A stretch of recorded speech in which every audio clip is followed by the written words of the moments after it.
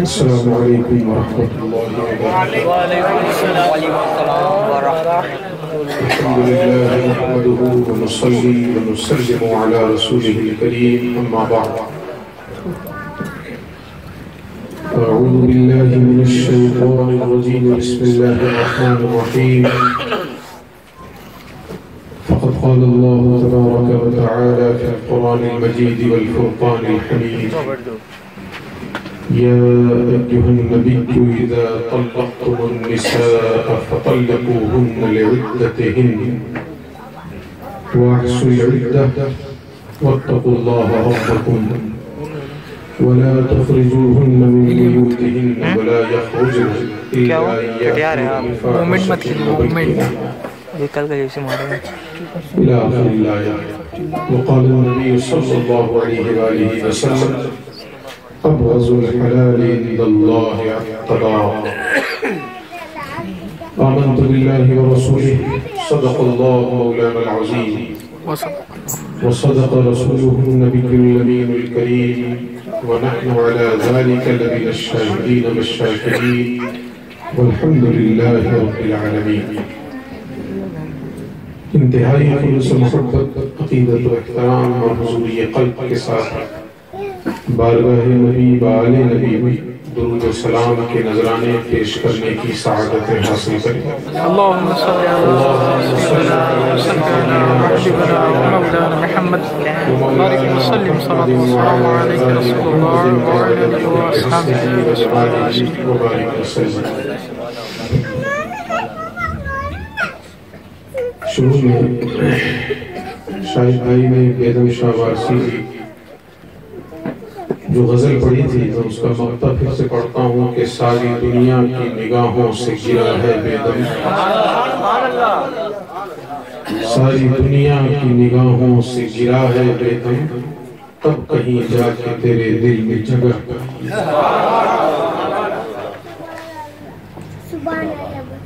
محبوب الہی حضرت خواجہ نظام الدین اولیاء کو ایک شخص گالیاں دیتا تھا، اللہ اکبر، تو محبوب الہی اس کے گھر کھانا بھیجواتا تھا۔ یہ معمول تھا، یہ گالیاں دیتا اور محبوب الہی کھانا بھیجواتا۔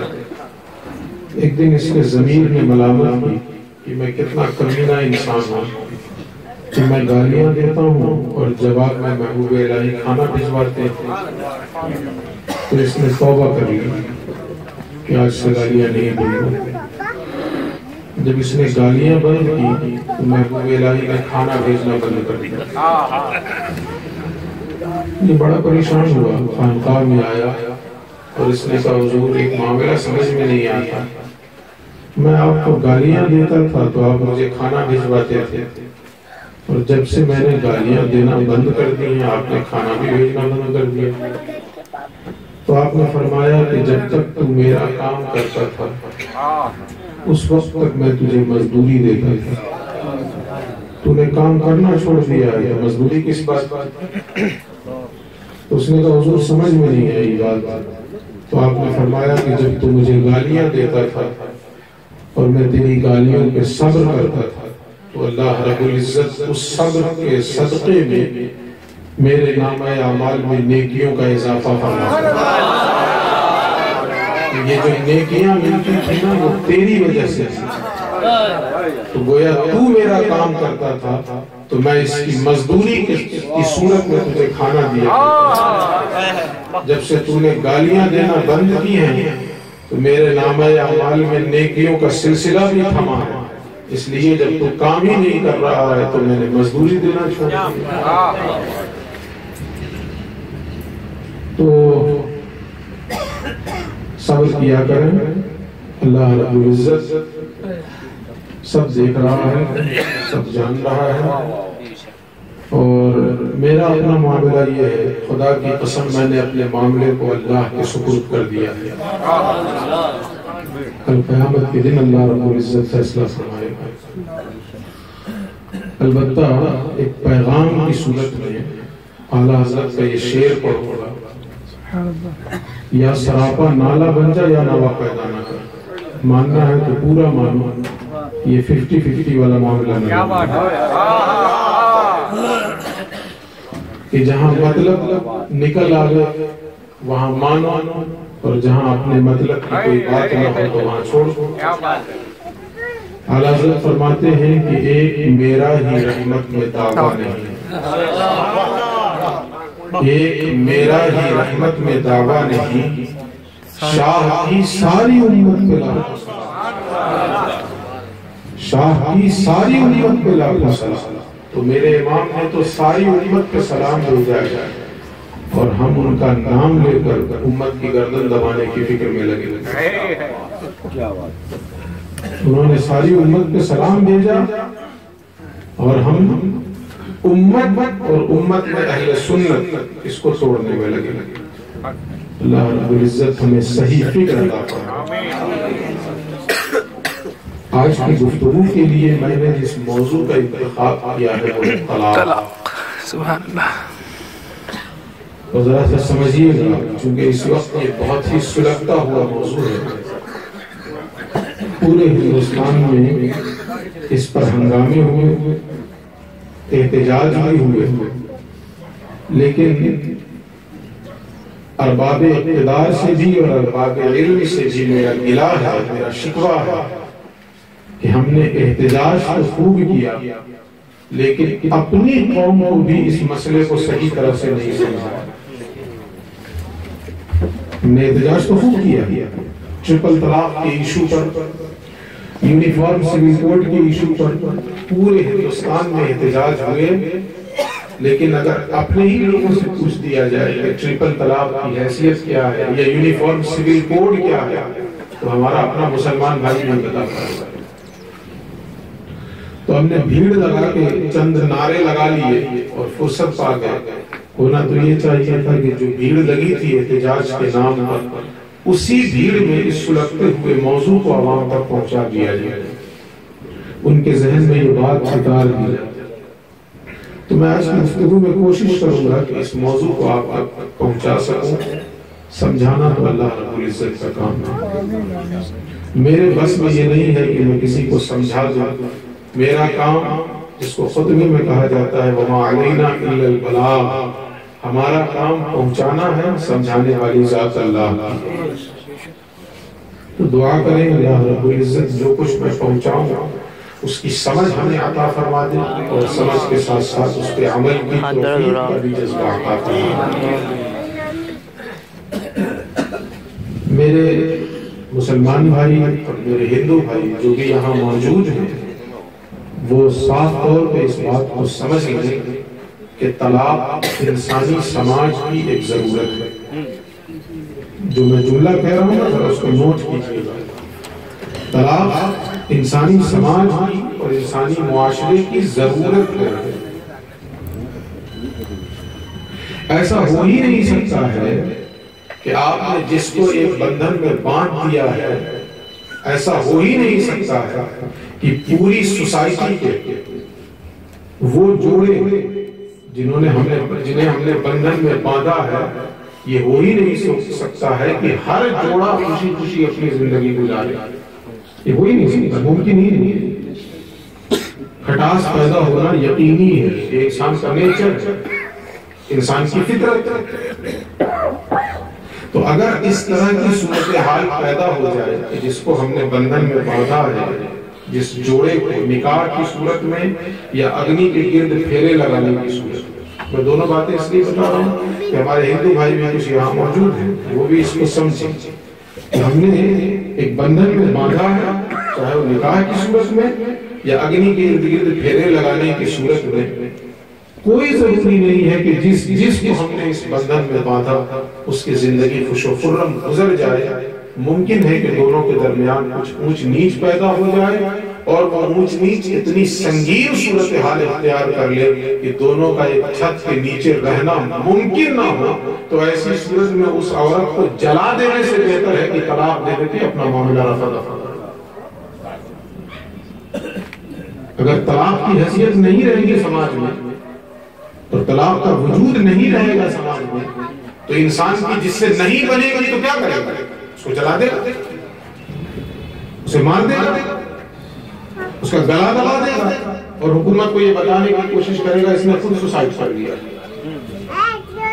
خود اس کے کھانے میں پوائزن ڈال دے گا اور جا کر کے یہ بتا دے گا کھانے میں کہ اس نے خود پوائزن کھا لیا. اب مرنے والی تو چلی گئی دنیا سے, کس سے تحقیق کریں گے, کس سے پوچھیں گے؟ تو اس سے بہتر ہے نا کہ ایک انسان کی جان لے لی جائے, اسے آزاد کر دو, اسے چھوڑ دو, اس کی جان چلی جائے. اس سے بہتر ہے کہ وہ کہیں اور اپنے ماں باپ کے پاس جا کے زندگی گزار لے, اپنے بھائی بہنوں کے پاس جا کے زندگی گزار لے, یا یہ کہ کوئی ایسا نیک انسان مل جائے جو اسے اپنے نکاح کو قبول کرے, پھر ایک نئے سرے سے اس کی زندگی گزار جائے.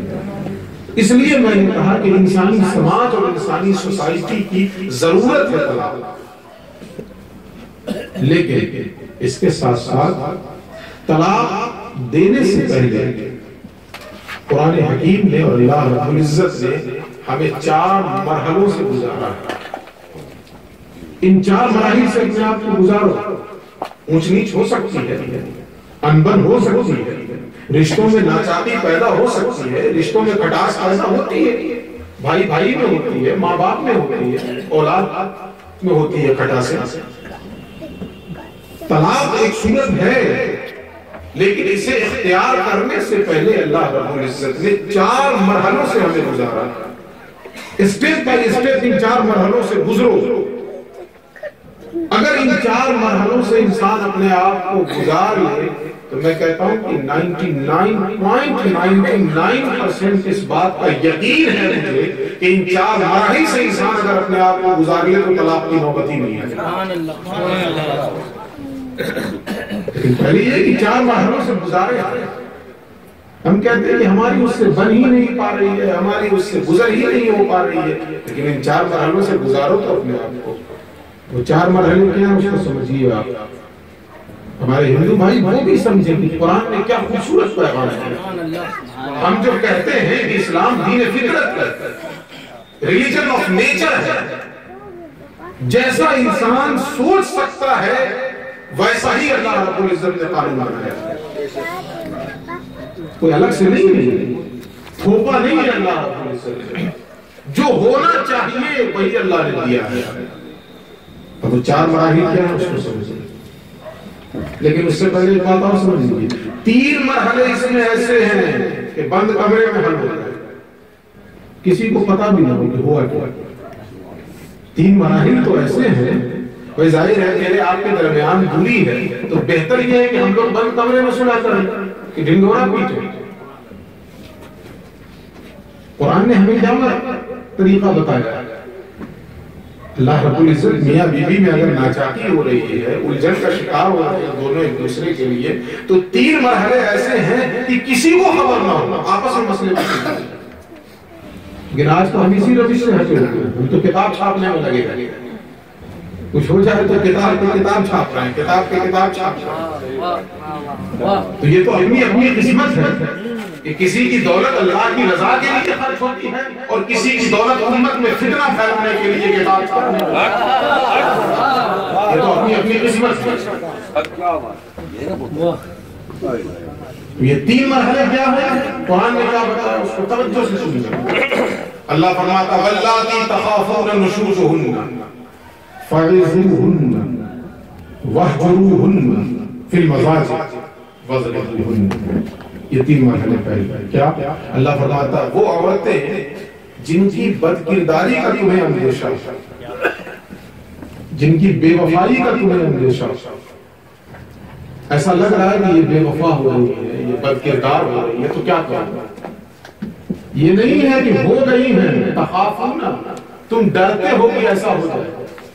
یہ نہیں کہا قرآن نے کہ ہو گئی ہے, نہیں. اس کا مطلب ہے کہ اگر میرے ذہن میں اس طرح کی بات آ رہی ہے تو ضروری نہیں ہے کہ وہ ہے ایسی. ہو سکتا ہے میرے ذہن کا فطور ہے, ہو سکتا ہے کہ نہیں ہو سکتا. میاں بیوی کے لیے اگر اس طرح کی بات ہے تو یہ فنڈا ہر جگہ فٹ کرے. اگر کسی کے تعلق سے آپ کے ذہن میں کوئی بدگمانی آ رہی ہے تو ہو سکتا ہے یہ آپ کے ذہن کا فطور ہے. ضروری نہیں ہے کہ جو سوچ لیا تم نبی ہو کیا, کہ جو تم سوچ رہی ہو وہی ہے. ہو کیا تمہاری حیثیت کیا, تمہاری اوقات کیا ہے. اولیاء جو سوچ لیں ضروری نہیں کہ وہ ہو, تو تم کس کھیت کی مولی ہو. یہ شان صرف نبی کی, کسی کی نہیں. نبی جس کے بارے میں جو سوچ لیں واقعی وہ ویسا ہی ہے جیسا نبی نے سوچا. نبی کی سوچ کبھی غلط نہیں ہو سکتی. باقی کسی کی سوچ کا کوئی اعتبار نہیں. سوچتے رہا کرو, سوچتے سوچتے دنیا سے چلے جاؤ. کسی شاعر نے کہا تھا, اس کا پہلا مصرع ہی بھول گیا, وہ جنہیں زہر سے ہم لگتے ہیں وہ ہمیں کھا کے مر جاتے. کیا بات ہے. وہ جنہیں زہر سے ہم لگتے ہیں وہ ہمیں کھا کے مر جائے. مرنا تمہیں کو, تم زہر سمجھو یا کچھ سمجھو, مرنا تمہیں کو. وہ جنہیں زہر سے ہم لگتے ہیں وہ ہمیں کھا کے مر جائے. ابھی مرو, ہم کیوں مرے. اس کو اللہ رکھے, اس کو کام چل گیا. تو قرآن نے کہا کہ وہ عورتیں جن کی بے وفائی کا اور بے کرداری کا تمہیں خوف ہو, اندیشہ ہو, تو کیا کرو, فَعِظُوهُنَّ, انہیں نصیحت کرو, انہیں سمجھاؤ. بند کمرے میں ہونا چاہیے, باہر نہیں, بند کمرے میں سمجھاؤ, نصیحت کرو, انہیں اللہ کی باتیں بتاؤ, نبی کا پیغام بتاؤ, اللہ و رسول کے احکامات کی روشنی میں انہیں واپس لانے کی کوشش کرو, انہیں راہ راست میں لانے کی کوشش کرو. فَعِظُوهُنَّ. آپ نصیحت سنتے ہیں, اللہ و رسول کی بات سنتے ہیں تو تبدیلی آتی ہے کہ نہیں؟ تو وہ پتھر کی بنی ہوئی ہے, وہ نہیں بدل سکتی ہے. آپ کو اپنے بارے میں یہ یقین ہے کہ اس لیے جلسہ کرواتا ہوں کہ سدھر جاؤں, اس لیے تقریر سنتا ہوں کہ سدھر جاؤں, تو وہ انسان نہیں ہے. اگر اس کے سامنے اللہ و رسول کی بات پہنچائی جائے تو وہ نہیں سدھر سکتی ہے, وہ اصلاح قبول نہیں کر سکتی ہے. کیوں نہیں کر سکتی ہے؟ وہ تو اور اس معاملے میں نرم دل ہوتی ہے. عورت کا دل تو بہرحال مرد سے نرم ہوتا ہے, اس میں کوئی شک نہیں. تو سب سے پہلی صورت, سب سے پہلا مرحلہ نصیحت, سمجھاؤ. اگر اس نصیحت سے وہ سدھر جائے, سبحان اللہ, پھر اپنی زندگی شیر و شکر کی طرح گزارو. جیسے دودھ اور چینی ایک ساتھ مل جائیں تو آپ الگ نہیں کر سکتے. دودھ اور شکر ایک طرح مل جائیں تو الگ کر سکتے ہیں آپ, زندگی گزر جائے گی پھر اسے الگ نہیں کر سکتے ہیں. تو اگر اس نصیحت کو قبول کر کے وہ اصلاح قبول کر لے تو پھر شیر و شکر کی طرح زندگی گزارو. اور اگر نصیحت سے سدھرے نہیں, نصیحت قبول نہ کرے, تو پھر دوسرا مرحلہ اللہ رب العزت فرماتا ہے وَاهْجُرُوهُنَّ فِي الْمَضَاجِعِ, انہیں اپنے بیڈ روم میں الگ کرو.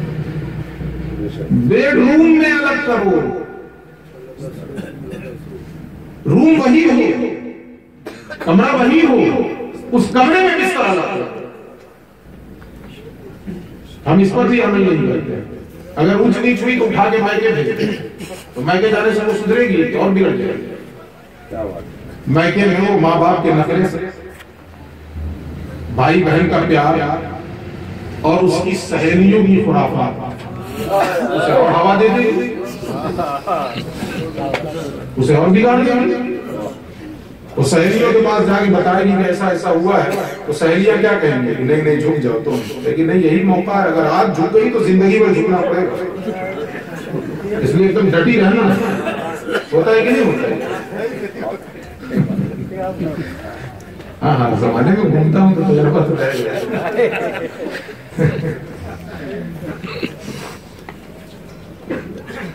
اللہ رب العزت نے فرمایا کہ یہ راستہ نہیں اختیار کرو, وہاں بھیج دو وہاں بھیج دو, اپنے ساتھ رکھو, بیڈ روم میں بستر الگ کرو.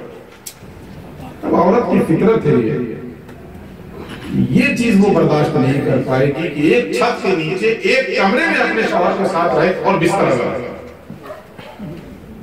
تڑپ جائے گی.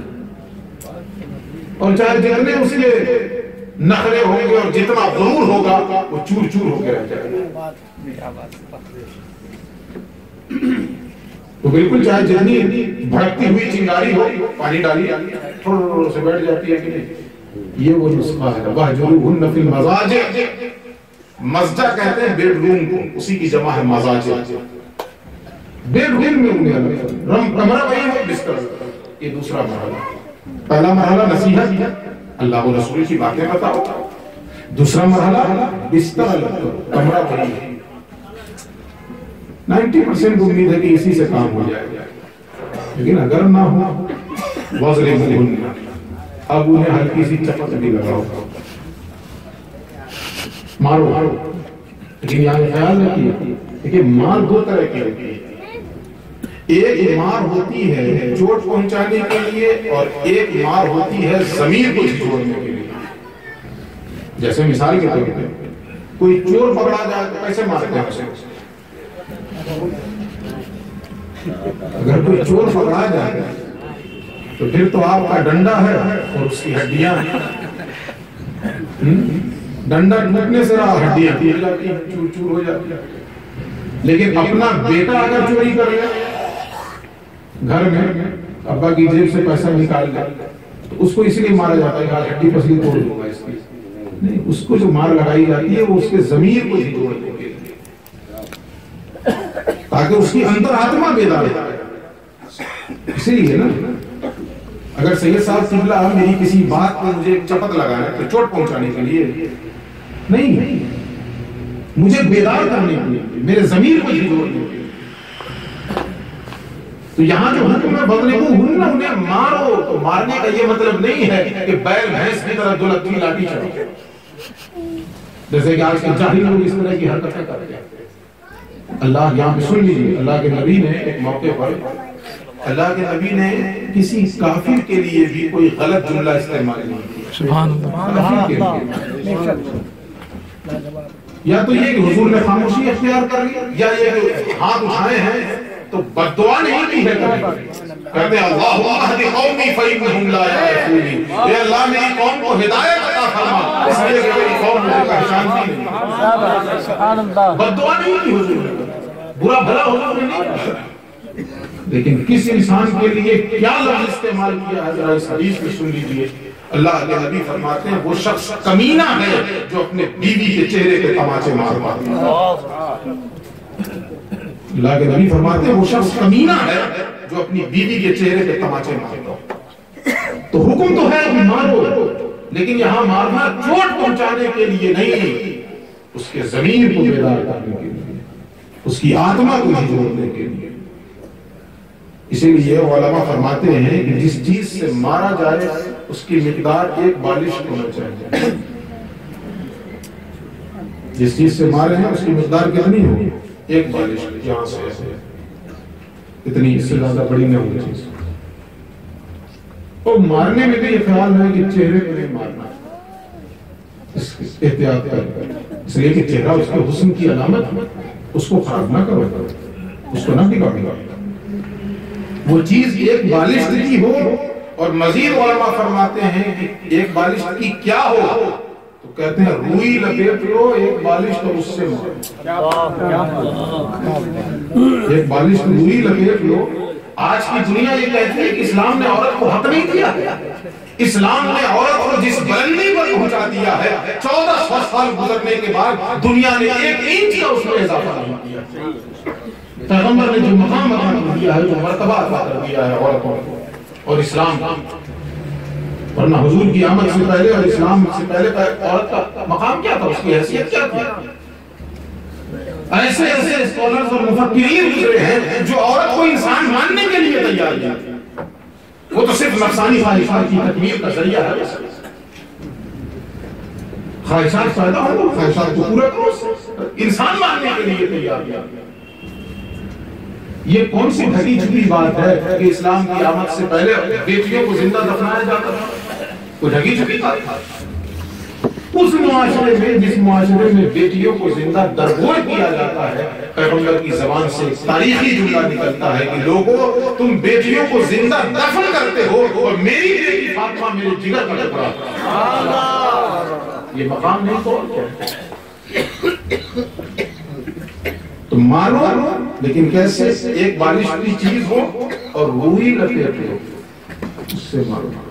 گویا یہ ہے کہ مارنا ہے، اتنا سمجھ لیں آپ بنیادی بات، کہ چوٹ پہنچانے کے لیے نہیں، اس کے ضمیر کو بیدار کرنا۔ سمجھ گئے؟ یہ 3 مراحل ہو گئے۔ اللہ نے فرمایا کہ جن کی بدعہدی کا تمہیں خوف ہو تو نصیحت کرو، پہلا مرحلہ۔ نصیحت سے سدھر جائیں سبحان اللہ، نہیں سدھرے تو بیڈ روم میں الگ کرو، اس سے بھی سدھر جائیں سبحان اللہ، اس سے بھی نہیں سدھرے مانو۔ 3 مرحلے ہو گئے۔ اس کے بعد اللہ کہتا فَإِنْ أَطَاعْنَكُمْ فَلَا تَبْغُوا عَلَيْهِنَّ سَبِيلًا، اگر وہ اطاعت کر لیں، اگر وہ راہ راست پر آ جائیں، اگر وہ فرما برداری قبول کر لیں، اب ان کے اوپر کوئی راستہ تم نہ تلاشو۔ ہوتا کیا ہے، انسان کا دل کہیں اور لگ گیا تو عورت میں الزام لگ گیا، اس کا دل کہیں اور لگ گیا تو بیوی پہ الزام لگا دیتا ہے، یہ ایسی ہے، یہ ویسی ہے، فلاں ہے، ڈھکاں ہے، وہاں کھڑی تھی تو ادھر دیکھ رہی تھی تو کیا ہوا، تم اچکا کی طرح ایسے ایسے دیکھو تو بہت اچھا ہے، اور وہ اگر کپڑا پھیلاتے ہوئے صرف ادھر دیکھ لیا اس نے ایک نظر تو وہ بدکردار ہو گئی۔ تمہاری نگاہیں گوٹیوں کی طرح ناچتی پھرے تو بہت خوب ہے، اس کو تم اپنا ہنر سمجھتے ہو۔ آج کا انسان باتیں ہنسنے کی نہیں، رونے کے لیے باتیں کرتا ہے۔ آج کا جوان اپنی نگاہیں ادھر ادھر بہکاتا پھرے اور دسیوں سے گفتگو کرتا پھرے تو اسے اپنا ہنر سمجھتا ہے، اسے اپنی قابلیت سمجھتا ہے۔ اور اس کی بیوی اگر میکے سے آئے ہوئے اپنے کسی چچازاد بھائی سے تو جملے بول لے تو اس کو شک کی نگاہ سے دیکھتا ہے۔ یہ سچائی ہے، اور اس کے بعد کوئی شک کی نگاہ سے دیکھ رہا ہو تو اس پر الزام ٹھوک رہے ہیں۔ اللہ رب العزت نے کہا اگر ایسا ہے تو یہ راستے اختیار کرو، سمجھاؤ، بیڈ روم میں الگ کرو، مارو، اور اگر اس کے بعد وہ مان جائیں کہ نہیں ایسی بات نہیں ہے اور آپ کے ذہن میں جو ہے وہ سب خرافات دور کر دیجئے، ایسا نہیں ویسا نہیں، میں ٹھیک ہوں فلاں وغیرہ وغیرہ، اس کے بعد اللہ کیا فرماتا ہے فَإِنْ أَطَاعْنَكُمْ، بس اگر اطاعت کر لیں فَلَا تَبْغُوا عَلَيْهِنَّ سَبِيلًا، تو اب ان کے اوپر کوئی راستہ نہ تلاشو کہ نہیں یہ تو ایسی ہے، یہ تو ایسے ہی قسم کھاتی ہے، یہ تو ایسے ہی وعدہ کرتی ہے، ہمیں یقین سے معلوم ہے کہ پھر گڑبڑ ہے۔ اللہ رب العزت نے اس سے سختی سے منع فرمایا، اب کوئی راستہ نہ تلاشو۔ یہ 3 مرحلے ہوئے، ہم نے کتنے مرحلے بتائے تھے شروع میں؟ 4، لیکن یہ 3 جو ہیں بس میاں بیوی آپس میں سولو کرے، کسی کو کان و کان خبر نہ ہو، کسی کو کان و کان خبر نہ ہو، اس لیے کہ اگر خبر ہو گئی تو بعد میں تمہیں ہی شرمندگی اٹھانی پڑی،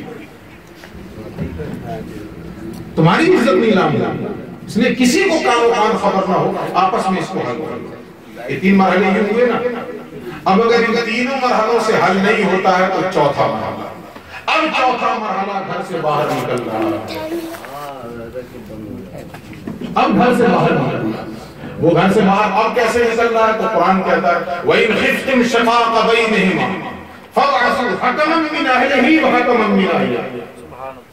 اللہ رب العزت فرماتا ہے کہ اگر ان تینوں سے نہ معاملات سالو ہو، نہ سدھرے تو اب کیا کرو، لڑکی کی طرف سے ایک حکم بھیجو اور لڑکے کی طرف سے ایک حکم بھیجو۔ حکم کہتے ہیں فیصل، ایک آدمی لڑکی کی طرف سے لے لو اور ایک آدمی لڑکے کی طرف سے لے لو، دونوں کو ایک جگہ بٹھاؤ۔ اب کس کو لے لو، محلے والے کو نہیں، لڑکی کا اپنا کوئی قریبی ہو، اگر کوئی عالم ہو سبحان اللہ، بھائی اس کا، والد اس کے، چچا اس کے، اسی طریقے سے یا یہ کہ اس کے پیر، اس کے مرشد، اسی طریقے سے لڑکی کی طرف سے لے لو جس کی بات وہ مانتے ہو۔ اب لے کے جائیے گا محلے کے فلاں صاحب کو، لڑکی کا کہ نکل گئے فلاں صاحب بخت جانتی نہیں تم کو کتنے پانی میں آیا سولو کرنے کے لیے، اپنے گھر کا مسئلہ ٹھیک ہی نہیں ہے، آیا میرا سمجھا، اس کی بات مانے گی کبھی؟ آج ہمارے اندر یہ نہیں خراب ہے، ہم ایسے کو فیصل بناتے ہیں جس کی بات اس کا بیٹا نہیں مانتا، ہم ایسے کو فیصل بنانے کی کوشش کرتے ہیں کہ جس کی بات اس کا بیٹا نہیں مانتا، اس کی بات دوسری کیا مانیں گے، دوسرے کیا مانیں گے؟ لڑکی والے کی طرف سے ایک شخص ہو، لڑکے والے کی طرف سے ایک شخص ہو، اور ایسے کو بلائیے جس کی بات مانتے ہوں۔ میں آج کی بات بتا رہا ہوں، خانوادہ کے سوچا کہ بزرگ تشریف لائے ہوئے تھے، سید نظام الدین اشرف صاحب کے، میری خواہش ہوئی ان سے ملاقات کر گیا، میں ملنے کے لیے 5-7 منٹ بیٹھا ہوا، ایک شخص آیا، میں نہیں جانتا کون ہے، اس کا کیا معاملہ تھا وہ بھی نہیں جانتا، سچی بات یہ کہ اس کا کیا معاملہ تھا وہ بھی میں نہیں جانتا، حضرت تک بات پہنچ گئی ہوگی، حضرت نے پوچھا کہ جب آیا ملاقات کرنے کے لیے تو حضرت نے پوچھا ہاں آپ کی خیریت بھی مجھے مل گئی ہے اور آپ کی شکایت بھی مل گئی. دو باتیں کہیں. میں مشائخ اور بزرگوں کی صحبت میں بیٹھتا ہوں تو بہت ادھر ادھر نہیں ذہن لگاتا ہوں, غور سے ان کو دیکھتا ہوں, ان کی چیزیں اچیو کرنے کی کوشش کرتا ہوں. تو انہوں نے دو جملے کہے کہ آپ کی خیریت بھی مجھے مل گئی ہے اور آپ کی شکایت بھی مل گئی. بس اتنا ہی کہا. وہ شخص تھوڑی دیر کے بعد اس نے رونا شروع کیا. وہ کہیں اور رہتا تھا, ان دنوں فضل میں رہنے لگا. اس نے کہا ہاں حضور میں تالا مار کے آ گیا. اب مجھے یہ سب بیک گراؤنڈ نہیں معلوم ہے کچھ. اس نے صرف اتنا کہا کہ میں تالا مار کے آ گیا. پھر انہوں نے چند جملے نصیحت کیے.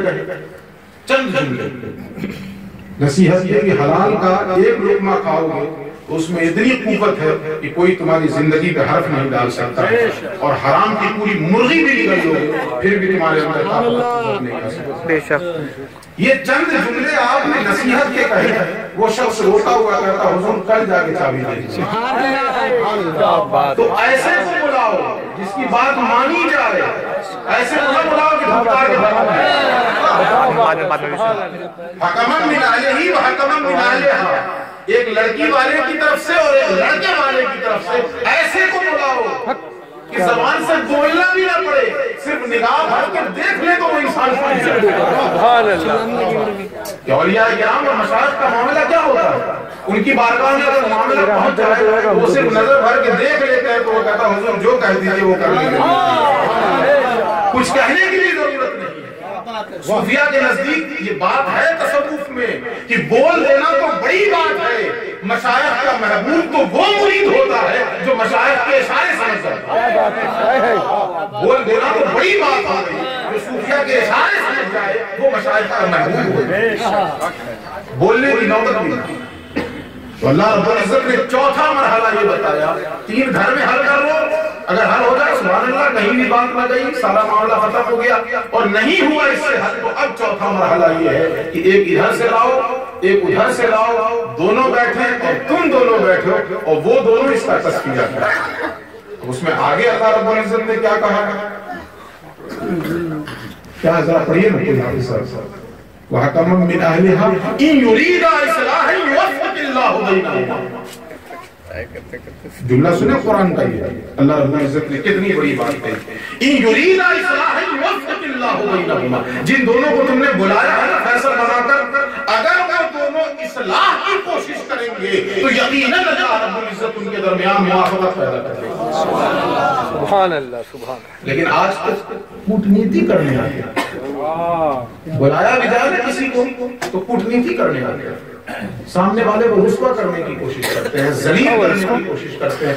تم چند لوگوں کے سامنے ذلیل کر لو گے تو کیا ہو جائے گا؟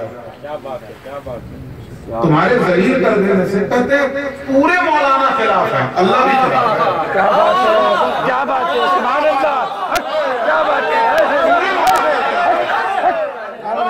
بھی خلاف ہے, رسول بھی خلاف ہے. مجھے تمہاری رضا نہیں چاہیے, تمہاری پرستی نہیں چاہیے. میں اس کا بندہ ہوں اور محمد عربی کا امتی ہوں. وہ راضی تو سب راضی. نعرہ تکبیر, نعرہ رسالت, عید میلاد النبی, نعرہ حیدری, نعرہ حیدری. رسوا کرنے کی کوشش کرتے ہو, ذلیل کرنے کی کوشش کرتے ہو, رسوا کر بھی لوگے. میں نے شعر پڑھا ہے بیدم کا, ساری دنیا کی نگاہوں سے گرا ہے بیدم, تب کہیں جا کے تیرے دل میں جگہ پائی, تب کہیں جا کے تیرے دل میں جگہ پائی. تو جن کو بلایا جائے فیصل بنا کر, کیا بات ہے, اگر جس پر اعتماد کیا جائے تو اللہ فرماتا ہے إِن يُرِيدَ إِصْلَاحًا يُوَفِّقِ اللَّهُ بَيْنَهُمَا. اگر وہ دونوں اصلاح چاہیں گے تو اللہ رب العزت یقیناً موافقت کی صورت پیدا کرے گا. اور کودنیتی کرنے آ جائے تو جاؤ, جیسی نیت ویسی برکت.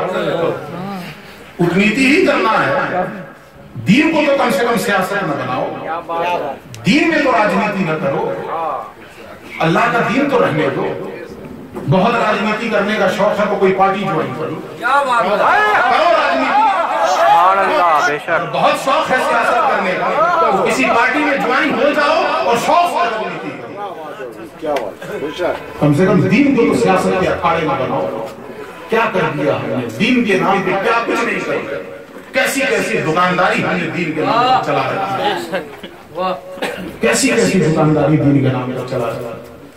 انا للہ و انا الیہ راجعون۔ میں مشائخ کا غلام ہوں، سبحان اللہ، کیا غلام ہوں، ان کے در کی روٹی کھاتا ہوں، اور انسان جس کا کھاتا ہے اس کی گاتا ہے، سبحان اللہ، کیا بات ہے، جس کا کھاتا ہوں اس کی گاتا ہے۔ سبحان اللہ۔ صاف لفظوں میں کہہ رہا ہوں۔ تو یہ 4 مراحل ہو گئے نا، 4 مراحل سمجھا آپ نے؟ پہلا مرحلہ نصیحت کرو، دوسرا مرحلہ بیڈ روم میں الگ کرو، تیسرا مرحلہ چپک لگاؤ، چوتھا مرحلہ اگر ان تینوں سے نہ سدھرے ایک پیسہ ادھر سے، دونوں سر جوڑ کے بیٹھے، اللہ رب العزت ریکارڈنگ ہو رہا ہے، بھول سے بھی مت اس یوٹیوب میں ڈالے گا، بدعت ہی ہونا ہے۔ یہ 4 مراحل سے پہلے اپنے آپ کو گزاریے تو صحیح، ایک دم اتاولے بنے ہوئے ہیں طلاق دینے کے لیے، دینا ہی ہے۔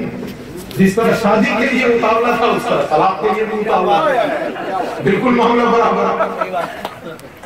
شادی سے پہلے صورتحال ہی ہوتی ہے۔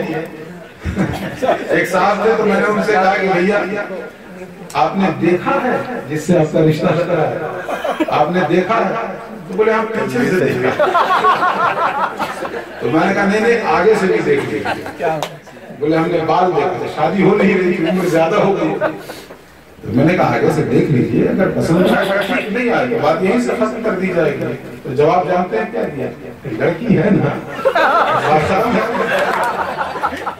تو شادی کے لیے جس طرح اتاولے بنے ہوئے ہیں، تھوڑی سی اندر کیا ہوئی کہ طلاق کے لیے بھی اتاولا بن جاتا ہے۔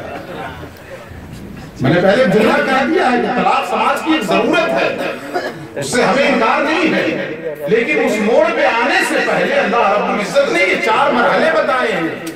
ان 4 مراحل سے اپنے آپ کو گزار تو لے انسان، اللہ رب العزت اس کی زندگی میں مٹھاس نہ پیدا کر دے تو پھر کیا بات ہے؟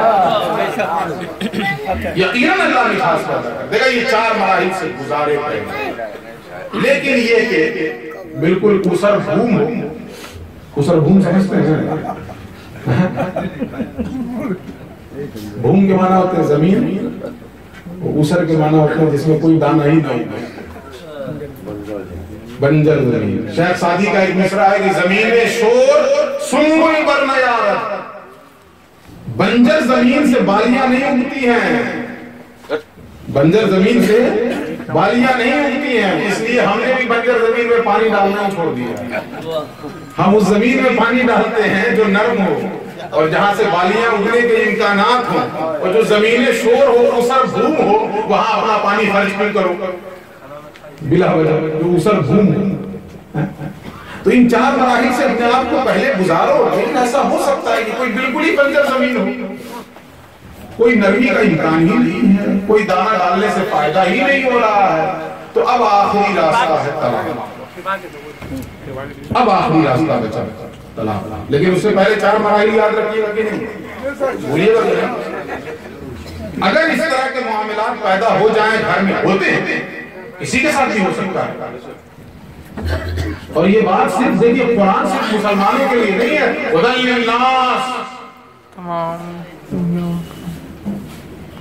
قرآن کی آیت ہے شہر رمضان الذی انزل فیہ القرآن، رمضان ہی کا وہ مہینہ ہے جس میں قرآن اتارا گیا، اور اس کے بعد کیا ہدی للناس، یہ قرآن پوری انسانیت کے لیے ہدایت ہے، یہ قرآن پوری انسانیت کے لیے سسٹم آف لائف ہے، زندگی گزارنے کا طریقہ ہے، اس لیے کہ پوری انسانیت کا پیدا کرنے والا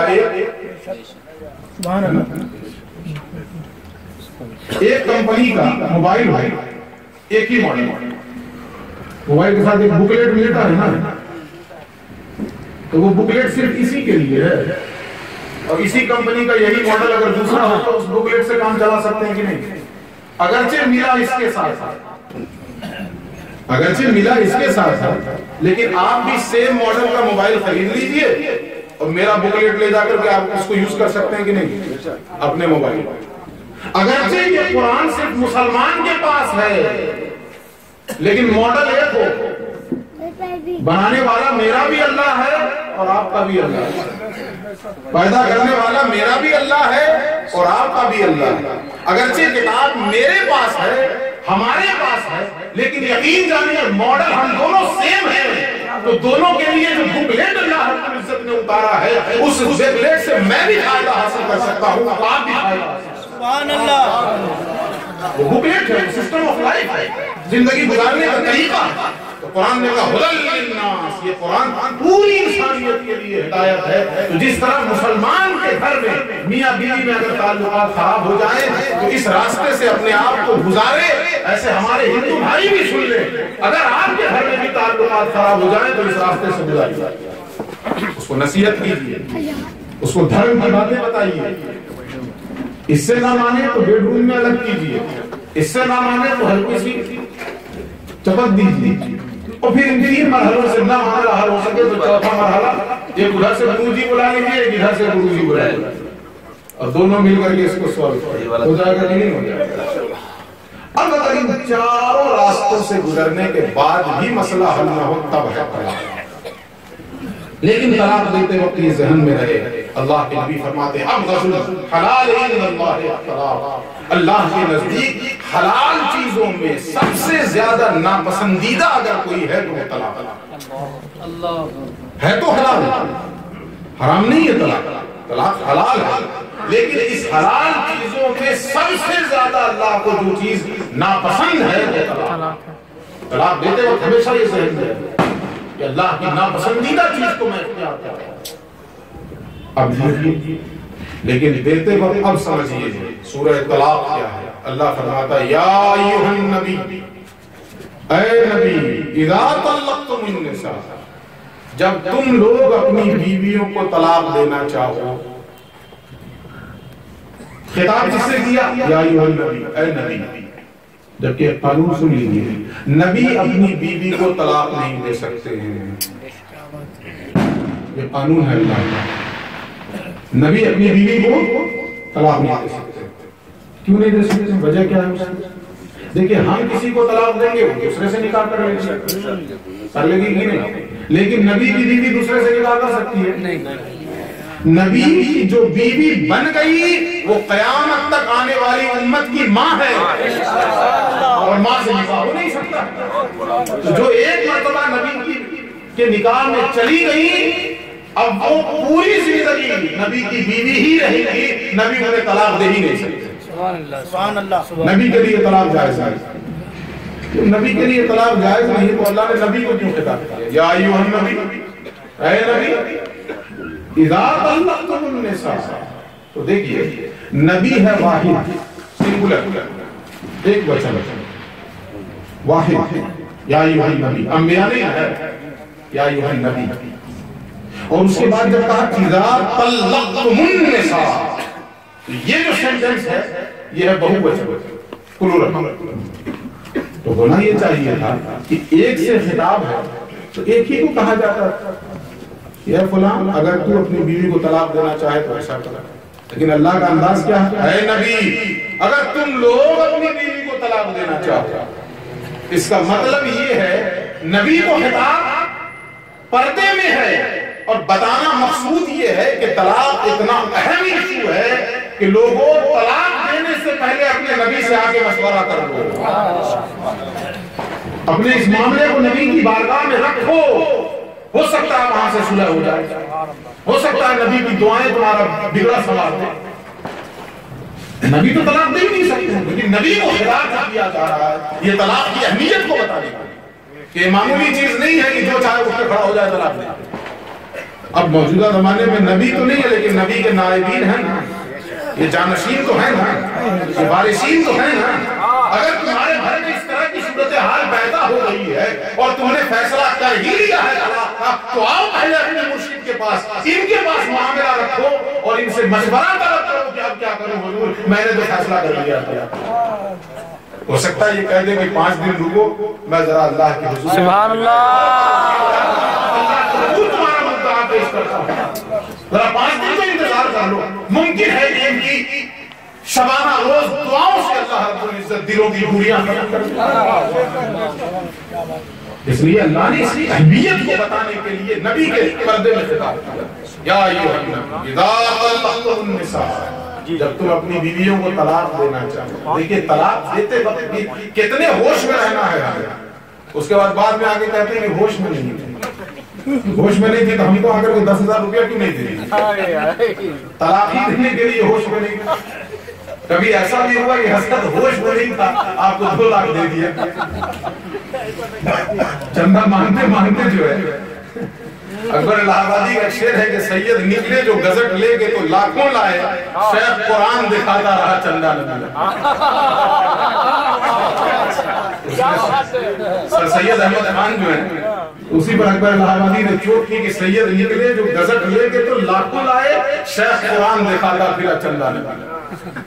تو کبھی ایسا تو نہیں ہوا کہ ہم لوگ آئے رسید لے کر کے اور ہوش میں نہیں تھے 5 لاکھ دے دیے. کبھی ایسا بھی تو کرو بھائی میرے، اب نہ ہم سمجھیں گے ہاں کبھی کبھی ایسا ہوتا ہے کہ آپ ہوش میں نہیں رہتے. کیا بات، یہ طلاقیں دیتے وقت ہوش میں نہیں رہتے، یہ عجیب صورت حال ہے. اللہ رب العزت نے کتنی تنبیہ فرمائی ہے اور کتنا جھنجھوڑا ہے انسان. طلاق اتنا اہم ایشو ہے کہ یہ تو تصور بھی نہیں کرو کہ ہم ہوش میں نہیں تھے اور دے دیے. نہیں، مکمل ہوش میں آؤ. 1000 مرتبہ سوچو یہ جملہ نکالنے سے پہلے، 1000 مرتبہ سوچو. اسی لیے اللہ نے فرمایا اذا طلقتم النساء، جب تم اپنی عورتوں کو طلاق دینا چاہو فطلقوهن لعدتهن، تو ان کی عدت کے حساب سے طلاق دو. کیا مطلب اس کا؟ طلاق دینے کا مسئلہ ہے کہ ناپاکی کی حالت میں طلاق نہ دی جائے، یعنی جس وقت عورت پیریڈ سے ہو اس وقت طلاق نہ دی جائے. جس وقت وہ پاکی کے ایام میں چل رہی ہے اس میں طلاق دی جائے، اور اس میں بھی شروعات میں دی جائے. اگر دینا ہی ہے ابھی وہ پاکی کے دور میں داخل ہوئی ہے تو اس کی شروعات میں بگننگ میں ان کو طلاق دی جائے، اسٹارٹنگ پیریڈ میں طلاق دی جائے. تو اب بتائیے یہ کب ہوگا؟ جب انسان مکمل سوچ سمجھ کے دے گا تب. اللہ رب العزت نے کتنی باریکی چیزیں ہمیں بتائی. فَطَلِّقُوهُنَّ لِعِدَّتِهِنَّ، ان کی عدت کے حساب سے طلاق. اور پھر کہا وَأَحْصُوا الْعِدَّةَ، اور پھر عدت شمار بھی کرو. یعنی طلاق دینے کے بعد عورت کی عدت شروع ہو جاتی ہے نا. اگر وہ دوسرا نکاح کرنا چاہے تو کب کر سکتی ہے؟ آج طلاق دیا کل کر لے گی؟ ایسا تو نہیں ہے. اب یہ عورت کو کسی نے طلاق دیا ہے، دوسرا نکاح کب کرے گی؟ جب پہلے شوہر کی عدت گزار لے گی تب. جب پہلے شوہر کی عدت گزار لے گی تب نا. اللہ رب العزت نے فرمایا کہ طلاق دیتے وقت یہ خیال رکھو کہ عدت کی شروعات میں طلاق دو اور ان کی عدت مکمل شمار کرو. اور یہ بھی ایک اگلا ٹکڑا سنیے، سورہ طلاق پورا پڑھ رہا ہوں میں. وَاتَّقُوا اللَّهَ رَبَّكُمْ، اس کے باوجود بھی اللہ سے ڈرتے رہو. یعنی اتنا کچھ ہونے کے باوجود بھی اللہ سے ڈرتے رہو. ہو سکتا ہے تم نے غلط کر دیا، ہو سکتا ہے تم نے غلط کر دیا. یہ کیوں کہا اللہ؟ دیکھیے طلاق کا طریقہ کیا ہے. ایک مرتبہ مت ٹھوکو، سبحان اللہ کہا جائے گا تو مرے دل سے سبحان اللہ. طلاق دینے کی بات آئی تو فلاں کی اماں طلاق طلاق طلاق طلاق طلاق، سانس جب تک چلتی رہتی ہے ٹھوکتے رہتے ہیں. یہاں کہا جا سنا کوئی کہہ دیا 3 مرتبہ کہیے تو کہے. اگر کوئی شاعر صاحب ایک بار میں کہتے ہیں ذرا آپ لوگ جھوم کر 3 مرتبہ سبحان اللہ کہیں تو کچھ کہے 3 مرتبہ بولے گا کہ نہیں بولے گا؟ یہاں تو کتنی گزارش کی جاتی ہے، کتنی ریکویسٹ کی جاتی ہے، تب جا کے ایک مرتبہ بڑے دل سے ایک. اور طلاق دینے میں سانس جب تک رکے نہیں، بالکل ایک دم ایسا لگتا ہے کہ وہ کرسر رکھ کر کے کمپیوٹر میں جو ہے جو کاپی پیسٹ چلتا ہے نا، کرسر رکھ دیجئے اور انٹر بٹن ایسے دبا دیجئے. یہی صورتحال ہے اس وقت طلاق دینے کی. طلاق کا صحیح طریقہ کیا ہے؟ ایک طلاق، صرف ایک طلاق.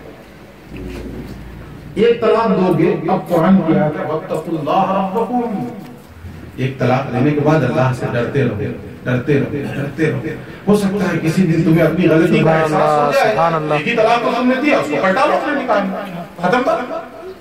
کچھ کرنے کی ضرورت نہیں، کچھ بھی کرنے کی ضرورت نہیں ہے. اس کو جا کے اس کا ہاتھ پکڑ لو، ہو گیا، پھر سے آگے نکاح. جا کے بیوی کا ہاتھ پکڑ لو انسان، آگے. اسے محبت سے، بلکہ یہ بھی ہے کہ محبت سے اس کو پیار بھری نظروں سے دیکھ بھی لے پھر بھی پلٹ پڑے، ایک طلاق نہیں بھاری۔ تو اس طریقے سے دو نا، یہ بالکل ہی آپشن ختم ہو جاتا ہے تب مولوی صاحب کے پاس پہنچتے ہیں، اب تو حضرت ہو گیا گڑبڑ۔ تو آپشن اپنے ہاتھ سے کیوں نکالنا ہے؟ اللہ نے راستہ دیا ہے، اس کا استعمال کرو۔ دنیا آپشن دے دیتی ہے تو پکڑ کے رکھتا ہے کہ چھوٹے نہیں نہ پائے۔ وہ کون بنے گا کروڑ پتی جو چلتا تھا، اس میں کیا بولتے تھے اس کو، لائف لائن، اس کو کیسے بچا کے رکھتا تھا؟ یہ 14ویں میں مارے گے ایک کے بعد، بچا کے رکھو بچا کے رکھو، لائف لائن ملی ہے اس کو بچا کے رکھو۔ ہوتا تھا کہ نہیں ہوتا؟ یہ بھی بچا کے رکھو۔ وہ بار بار کہے بھی لائف لائن ہے یوز کر دی، تو سکتا ہے آخر میں یوز کریں گے اتنا آ جائے گا۔ تو اللہ رب العزت نے جو لائف لائن تمہیں دی ہے اس کو کیوں کھولتے ہو؟ اللہ نے تمہیں لائف لائن دی ہے اس کو کیوں ضائع کرتے؟ اس کو بچا کے رکھو اس لائف لائن کو۔ ایک طلاق کے بعد کیا ہوگا؟ عدت کے اندر اندر جب چاہو اسے پلٹا دیتا ہے، جب چاہو اسے نکال۔ عدت کے اندر اندر تو بغیر کسی اس کے نکاح کے اندر پلٹا سکتے ہیں، ہاں بعد میں دوسری طلاق جب ہو جائے گی تو اس کے بعد یہ ہے کہ اب اگر پلٹانا ہے تو کچھ کرنے کی ضرورت نہیں، نکاح کر لو، پھر سے ہو گیا، پھر سے نیا نکاح کر لو، ختم۔ لیکن جب تیسری طلاق پڑ جاتی ہے تو پھر کوئی آپشن نہیں، اس پر بھی بتاؤں گا، بلکہ بتا ہی دیتا ہوں تاکہ بھول نہ جائے اس چیز کو۔ دیکھیے 3 طلاق کا مسئلہ ہے نا، 3 طلاق 3 ہی ہوتی ہے، اس پر بڑی لڑائیاں ہو رہی ہیں۔ میں اپنے علماء سے کہنا چاہوں گا کہ جس طریقے سے آپ یہ بتاتے ہیں قوم کو کہ 3 طلاق 3 ہوتی ہے، ایک بار میں 2 کی 25 بار 3 ہی ہوتی ہے، ایک بار میں بھی اگر کسی نے 3 کہہ دی تو 3 طلاق ہو۔ اس پر ائمہ اربعہ کا اتفاق ہے، چاروں امام اعظم ابو حنیفہ کا بھی، امام شافعی کا بھی، امام مالک کا بھی، امام احمد بن حنبل کا بھی اتفاق ہے اس پر، ایک بار میں بھی دیا تو 3 ہوئی۔ لیکن اس کے ساتھ ساتھ ایک مسئلہ اور بتائیے لوگوں کو، نکاح موقت حرام ہے، بس اتنا یاد رکھیے میں بتا دوں گا اس کو، نکاح موقت کیا ہے۔ وقت سمجھتے ہیں نا، وقت واو قاف تے، اسی سے بنا موقت، میم واو قاف تے، موقت وقت سے۔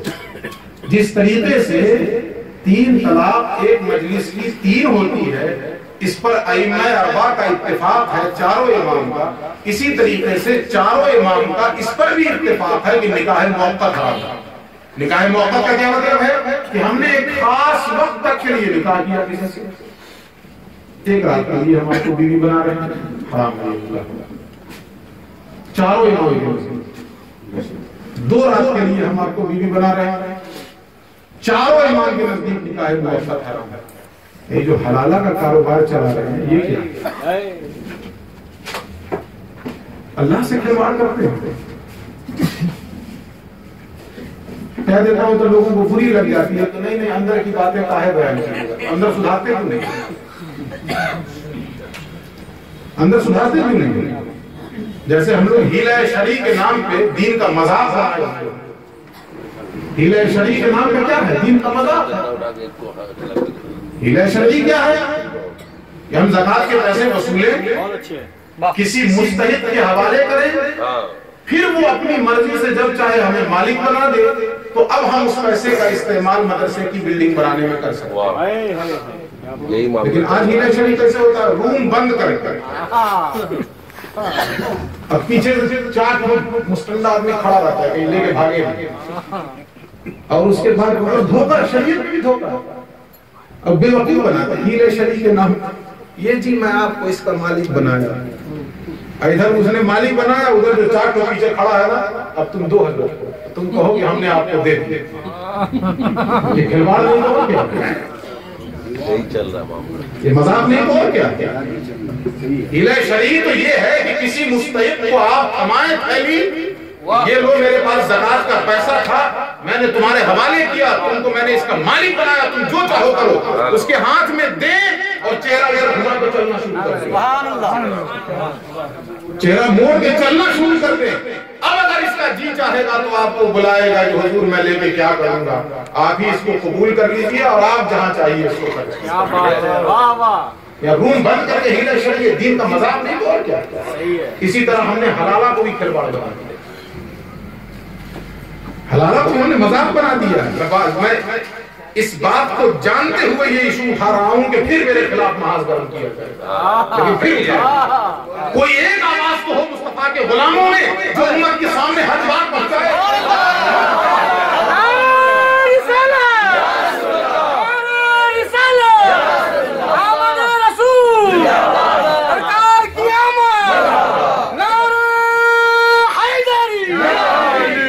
یزید وقت کے آگے کھڑے ہیں سب خاموش، یزید وقت کے آگے کھڑے ہیں سب خاموش، حسین ہی جو چلائے تو کوئی بات چلے، حسین ہی جو چلائے تو کوئی بات چلے۔ اگر میری بات غلط ہے تو آپ آئیں میرے سامنے اور اس مسئلے کو قرآن و سنت اور اجماع کی روشنی میں مجھے سمجھا دیں، آپ کا جوتا میرا سر۔ میں یہاں سے بول رہا ہوں، سینکڑوں لوگوں کی موجودگی میں مجھے آپ سمجھا دیں، قرآن و سنت اور اجماع کی روشنی مجھے مطمئن کر دیں۔ آپ کا جوتا میرا سر۔ نکاح موقت حرام ہے اور یہ حلالہ کیا ہو رہا ہے؟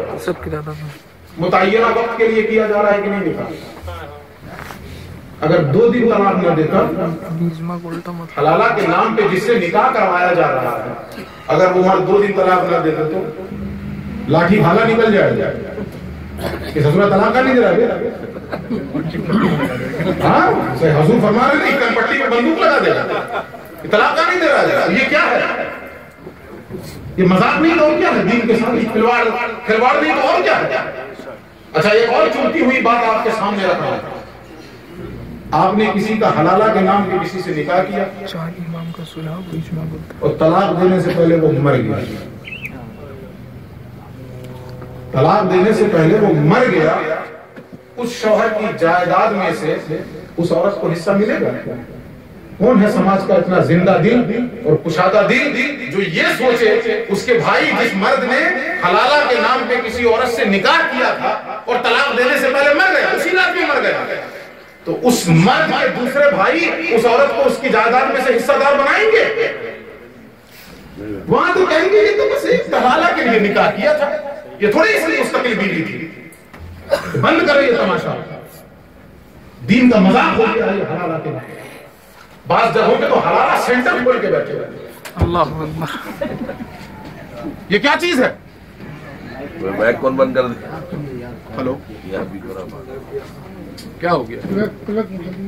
اچھا جوڑ دیں درود شریف پڑھیں۔ اللہم صلی علی سیدنا و حبیبنا مولانا وسلم۔ یہ حلالہ کیا ہے؟ میں بہت بھوڑا جملہ بول رہا ہوں، تم حلالہ سینٹر کھول کے بیٹھے ہو اور دنیا کو کیا دکھا رہے ہو؟ دین کا کام کر، دین کا کام کر۔ تم کیا کر رہے ہو؟ ادھر وہ طوائف ایک سینٹر کھول کے بیٹھی ہے، ایک تم سینٹر کھول کے بیٹھے ہو، کیا فرق ہے دونوں میں؟ دونوں میں فرق کیا ہے؟ تم دین کی آڑ میں کر رہے ہو ایسا، حلالہ سینٹر کھول کے بیٹھے ہو۔ تو طریقہ طلاق کا یہ ہے کہ ایک دے، دوسری پھر اس کے بعد ادھر گزرنے کے بعد پھر اس کے بعد تیسری اگر دے دی آپ نے، اگر دے دی غصے میں یا جس وجہ سے دی تو اب نکل گئی۔ اب کیا ہوگا؟ یہ حلالہ کو ہم نے مذاق بنا دیا۔ اب کیا ہوگا؟ جو قرآن نے کہا طلاق مرتان، طلاق 2 مرتبہ ہے۔ فَإِن طَلَّقَهَا، بیچوں میں چھوڑ رہا ہوں، فَإِن طَلَّقَهَا، پھر تم نے اگر طلاق دے یعنی تیسری، فَلَا تَحِلُّ لَهُ مِن بَعْدُ حَتَّى تَنكِحَ زَوْجًا غَيْرَهُ، تو اب تمہارے لیے وہ حلال نہیں ہے جب تک کہ وہ کسی دوسرے شوہر سے نکاح نہ کر لے۔ اس کا مطلب کیا؟ کہ جا کے 4 گھنٹہ کے لیے نکاح کروا دو، اس کو طلاق دلوا کے لے آئے، یہ مطلب ہے اس کا مطلب یہ نہیں ہے اگر تم نے 3 طلاق دے دی تو تیر نکلا کمان سے، اب پلٹ نہیں سکتا۔ اب جائے وہ عورت آزاد ہے، اس کی کہیں دوسری شادی ہو جائے، اپنا وہاں اپنی وہ زندگی گزارنے لگ جائے، گزر بسر کرنے لگ جائے، لیکن اب یہ کہ جو پہلے بچے تھے ان کی زندگی دشوار ہو جا رہی ہے، اللہ ان کی زندگی دشوار ہو رہی ہے، اور یہ کہ یہ عورت اس مرد کے ساتھ نہیں رہنا چاہ رہی ہے، پرانا والا شوہر پھر سے اسے اپنے نکاح میں لینا چاہ رہا ہے، تو اللہ رب العزت نے ایک آپشن دیا ہے کہ اب اگر تم نے دوسرا نکاح کر لیا، اس کے ساتھ رہنے لگے لیکن نباہ نہیں ہو رہی ہے، یا بچوں کی پرورش کا معاملہ ہے، یا پہلے شوہر کی طرف پلٹنا چاہ رہی ہے، پہلا شوہر بھی قبول کرنا چاہ رہا ہے، تو ایک آپشن دیا ہے اللہ رب العزت نے کہ اب چاہو تو اتفاق رائے سے یا تو یہ شوہر تمہیں اپنی مرضی سے چھوڑ دے، دوسرا شوہر اپنی مرضی سے چھوڑے، اسے مجبور نہیں کیا جائے گا چھوڑنے پر، اگر مجبور کر رہے ہیں تو اس کا مطلب ہے نکاح موقع ہے، اسی کی بگڑی ہوئی صورت وہ اپنی مرضی سے چھوڑے اور پھر یہ واپس عورت کے اختیار میں رہے، لیکن یہ چیز یہ واپس خود آنا چاہے، پرانا شوہر جبرن نہیں، اب زبردستی کس بات کی، کتے تم نے تو 3 طلاق ٹھونک دیا تھا، زبردستی کس بات کی، اب عورت کو اختیار ہے کہ وہ اپنی مرضی سے آنا چاہے، تو اللہ رب العزت نے ایک آپشن دیا ہے کہ واپس پھر اس کے نکاح میں وہ آ سکتی ہے۔ یہ نہیں ہے کہ ادھر طلاق دیا 3، ادھر جاؤ کسی سے نکاح کرواؤ، 4 گھنٹہ کے بعد اس سے طلاق دلواؤ اور پھر اس کے بعد عدت گزرواؤ، پھر اس کے بعد اس کے نکاح ملاؤ، بکری ہے وہ، انسان نہیں ہے وہ، مذاق سمجھ لیا تم نے اس کو، ایسا طلاق دیا تم نے، غصے میں تھے تم، نشے میں تھے تم، اور اس جرم کی سزا پائے ہو، کیوں؟ یہ نوبندی کیوں ہے، یہ تماشا کیوں ہے؟ میں تو کہتا ہوں قاضیوں کو، مفتیوں کو کہتا ہے اس قسم کا معاملہ آگے نا تو چوتر کو اس کے 50 ڈنڈا پہلے لگائیے، بعد میں مسئلہ بتائیے گا، یہاں مولوی صاحب اسی کے پھر ایک راستہ اور ہے، حلالہ کروائیے، حلالہ کروا لیجیے، کیوں؟ اس کو صاف لفظوں میں بتا دیجیے کہ تیر کمان سے نکل چکا ہے، کوئی راستہ نہیں، جاؤ گھر جا کے ماتم کرو، یہاں اس کو اور راستہ بتاتے ہیں، اس کم بخت حلالہ کے نام پہ اور اس کو مذاق بنا کے رکھ دیا، اس عورت کے ساتھ کھلواڑ کر رہا تھا، اس کو ہم نے بھیڑ بکری سمجھ لیا کہ ابھی تک تمہارے بستر کی زینت تھی، پھر 4 گھنٹے کے لیے دوسرے کے پاس بھیجو، پھر اس کے بعد اس سے طلاق دلواؤ، پھر اس کی عدت گزرواؤ، پھر اپنے نکاح میں لے کے جاؤ، یہ تماشا نہیں تو اور کیا؟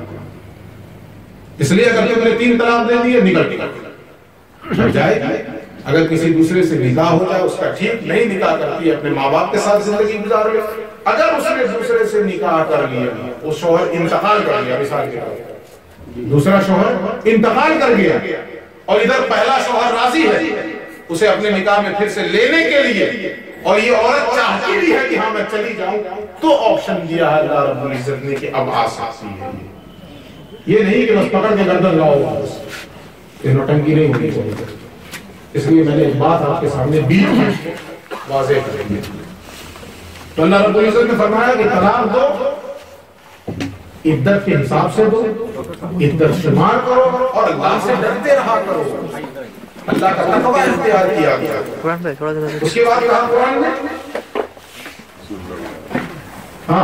لا تخرجوهن من بيوتهن ولا يخرجن، طلاق دینے کے بعد ہوتا کیا ہے، آج ہم نے دیا نکل جاؤ میرے گھر سے، میرے باپ کی جاگیر ہے تمہارے گھر سے نکل جائے گی، جب تک اس کی عدت نہیں گزرے گی اسی گھر میں وہ رہے گا، اسی گھر میں رہے گی، لا تخرجوهن من بيوتهن، تم انہیں اپنے گھروں سے انہیں مت نکالو، جو تمہارا گھر ہے وہی ان کا بھی گھر ہے، جب تک اس کی عزت نہیں گزری اسی گھر میں وہ رہے گا، ولا یخرجنا، نہ وہ خود نکلے، نہ تم نکالو نہ وہ خود نکلے، الا یاتینا بفاحشۃ مبینہ، ہاں یہ کہ اگر اس نے کوئی کھلی ہوئی ایسی بدکاری کر دی ہے کہ جس کی وجہ سے اس کا گھر میں رہنا اب ممکن نہیں ہے تو پھر اجازت ہے، لیکن عام حالات میں اجازت نہیں ہے، گھر سے نہیں نکال سکتے اس کو، جب تک عدت نہیں پوری ہو جائے، جب تک عدت نہیں گزر جائے اس کو گھر میں رکھنا ہے۔ اب بتائیے اس سے زیادہ کیا مقام دے گا کوئی دھرم اور کوئی مذہب کہ طلاق دینے کے باوجود بھی اسے گھر میں رکھنا ہے۔ اس کے بعد قرآن کہتا ہے وَتِلْكَ حُدُودُ اللَّهِ، یہ اللہ کی مقرر کی ہوئی حد ہے، یہ اللہ کا مقرر کرتا ہوا دائرہ ہے، وَمَن يَتَعَدَّ حُدُودَ اللَّهِ فَقَدْ ظَلَمَ نَفْسَهُ، اور جس نے اللہ کی مقرر کرتا حدود کو پھلانگنے کی کوشش کی تو خود اس نے اپنے اوپر ظلم کیا۔ اللہ نے جو حد متعین کر دی اس سے باہر نہیں، اس کے اندر ہوا. اب اللہ کی حد کیا ہے؟ اللہ کی حد یہ بھی ہے کہ تم عدت کے حساب سے طلاق دو اور ایک طلاق دو. یہ اللہ کی مقرر کردہ حد ہے. اگر اس حد کو کوئی پھلاننے کی کوشش کر رہا فقط ظلم نفسہ، تو خود اپنے اوپر ظلم کر رہا ہے. جو ٹھونک دیتے ہیں تین ایک مرتبہ، 3 نہیں 30 ٹھونک دیتے ہیں، وہ اپنے اوپر خود ظلم کر رہا ہے. اس کے بعد اللہ رب العزت فرماتا ہے لا تدری لعل اللہ یحدث بعد ذلک امرا. تم نہیں جانتے، شاید اس کے بعد اللہ رب العزت کوئی نئی راہ نکال دے. شاید کوئی نئی راہ نکال دے. یعنی کیوں کہا ایک طلاق دو، اونچ نیچ ہوئی ہے، انبن ہوئی ہے، ایک دو. اللہ سے ڈرتے رہا کرو، گھر سے نہ نکالو، گھر ہی میں رکھو اسے. اور اللہ نے جو حدود متعین کی ہیں اس کو مت پھلانگو، اس حدود کے اندر رہو. اب اللہ فرمایا شاید اللہ رب العزت کوئی نئی راہ نکال دے. تم اس حد کے اندر تو رہو، اللہ رب العزت یقیناً راہ نکال دے، یقیناً راہ نکال دے. اس کے بعد کیا فَإِذَا بَلَغْنَا أَجَلَهُنَّ فَأَمْسِكُوهُنَّ بِمَعْرُوفٍ أَوْ فَارِقُوهُنَّ بِمَعْرُوفٍ.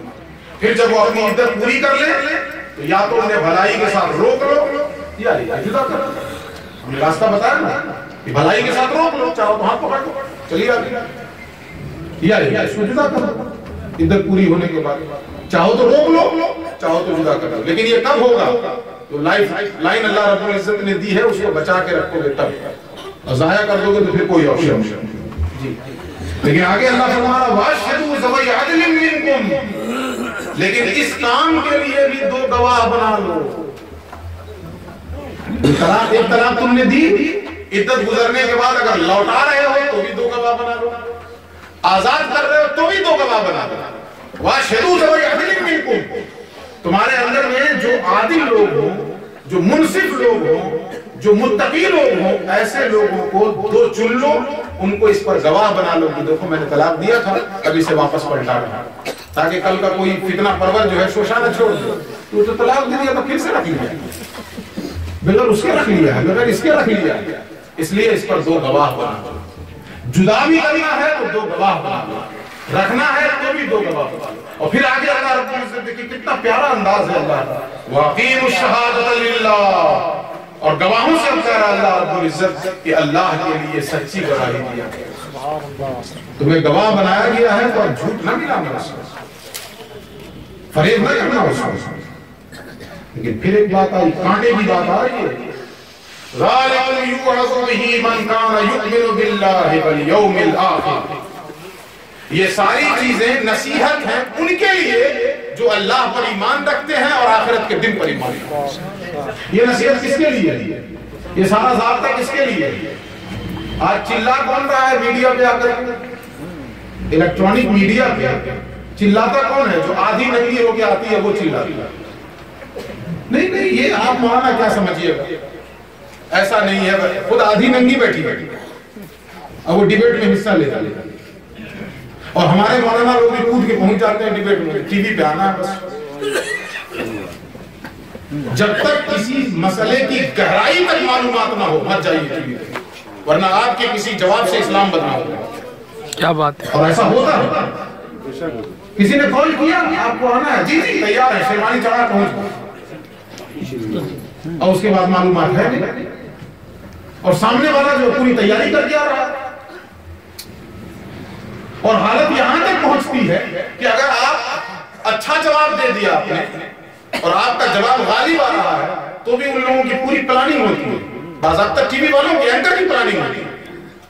وہ کیا پلاننگ ہوتی ہے کہ مولوی تو انگلش جانتا نہیں ہے، اگر کوئی بھاری بھرکم سوال کر دینا، کوئی ایسی موٹی بات کہہ دینا، بڑی بات کہہ دینا، تو پھر اس پر اس سے بھاری ردہ رکھ دو، اس سے انگلش میں گفتگو کرنا شروع کر دو.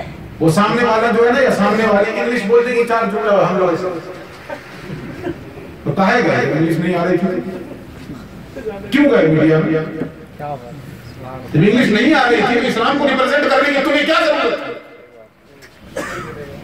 اور اگر نہیں انگلش آتی ہے تو کم سے کم ایک آدمی کو لے کر جاتے ہیں اپنا ٹرانسلیٹر. اینکر جو بلا رہا ہے اس کو کنڈیشن لگاتے کہ ٹھیک ہے میں آؤں گا لیکن میرا ٹرانسلیٹر ہے، اگر اس کنڈیشن کے ساتھ تم مجھے بلا رہے ہو ٹھیک، ورنہ دفعہ ہو، کوئی ضرورت نہیں مجھے تمہاری ٹی وی پہ آنے کی. لیکن آج جو ہم لوگ صرف نام بری کے لیے گھس جاتے ہیں ٹی وی پہ، اور اس کے بعد ایسے ہلکے جواب دیتے ہیں کہ جس سے اسلام کی بدنامی ہو. تو میں تو صاف لفظوں میں کہوں گا، اگر مجھے بلایا جاتا نا کبھی تو میں یہ آیت پڑھ کے بتا دیتا، وہ جو ادننگی آئی ہوئی رہتی ہے نا، عورتیں زیادہ آتی ہیں، اور یہ بتایا جاتا ہے کہ یہ زکیہ ہیں تو یہ فلاں ہیں تو یہ ٹھگاں ہیں، یعنی اسلامی نام رہتا ہے، اور یہ بتایا جاتا ہے کہ یہ بھی تو اسلام کو ریپرزینٹ کر رہی ہیں۔ مجھ جیسا آدمی ہے تو پہلے بول دے کہ بھیا دیکھ لو، ذالکم یوعظ بہ من کان یؤمن باللہ والیوم الآخر، یہ جو نصیحتیں ہیں نا قرآن کی، اور یہ جو قانون ہے نا طلاق کا یا نکاح کا، یہ ان کے لیے ہیں جو اللہ پر اور آخرت کے دن پر ایمان رکھتے ہیں۔ تم تو ایمان ہی نہیں رکھتے، تم کہے پریشان؟ کیا بات ہے، کیا بات ہے، سبحان اللہ۔ تمہارا تو اس پر ایمان ہی نہیں ہے، تمہارا تو اس پر یقین ہی نہیں ہے۔ اگر تمہارا یقین ہوتا تو مکمل حجاب میں آتی، تم آدھی ننگی ہو کر کے آئی ہو، تم اللہ پر یقین ہی نہیں رکھتی ہو، آخرت کے دن پر یقین ہی نہیں رکھتی ہو، تو پریشان کس لیے ہو؟ تم جو چاہو کرو، کیا آج نہیں ہو رہا ہے؟ آج تو وہ چیزیں ہو رہی ہیں، میں آپ کو بتا دوں، میں ممبئی میں تھا ابھی محرم میں، تو ایک شخص نے مجھ سے ایک سوال کیا تو میں ہل گیا تھا، اور میں جواب نہیں دے پایا ہوں اس کو، سچی بات یہی ہے۔ اب اپنے بہت سے علماء سے پوچھا ہوں کہ حضرت مجھ کو کشفی بخش جواب دیجیے، لیکن ابھی تک مجھے جواب نہیں مل پایا۔ اس نے ایک سوال کر دیا مجھ سے، آپ کے سامنے بھی رکھ رہا ہوں کہ یہ بھی ہو رہا ہے، اور اس وقت ہم لوگ ان چیزوں کو بحث کا موضوع نہیں بنا رہے۔ ہمارے علماء بھی میٹنگ روزانہ ہوتی ہے، لیکن بحث کا موضوع اس طرح کی چیزیں نہیں ہیں، بحث کا موضوع خالص افتراء۔ اگر میٹنگ ہی کرتے ہو تو یہود اس پر بھی تو گفتگو کر لو کبھی، اس طرح کی چیزیں، دنیا کہاں سے کہاں چلی گئی اور ہم کہاں کن باتوں میں لگے ہوئے۔ جامعہ ملیہ میں جس زمانے میں گریجویشن کر رہا تھا تو اسٹوڈنٹس کی تو عادت ہوتی ہے باتھ روم میں، ٹوائلٹ میں کچھ لکھ دینے کی، تو ایک ٹوائلٹ میں ایک ایسا جملہ لکھا ہوا تھا نا کہ میں اپنی ہنسی نہیں روک پا رہا تھا، میں بھی گیا اس میں ایک جملہ لکھا ہوا تھا سامنے، میں وہی جملہ نقل کر رہا ہوں، اور اس وضاحت کے ساتھ کہ نقل کفر نہ باشا، کفر کو نقل کرنا کفر نہیں ہوتا، اس لیے وہی جملہ نقل کر رہا ہوں۔ بالکل جیسے ہی بیٹھیے آپ استنجا کرتے ہیں تو سامنے گیٹ پہ لکھا ہوا تھا، ابے سالے دنیا چاند پہ چلی گئی، تم یہاں کھول کے بیٹھے بیٹھے۔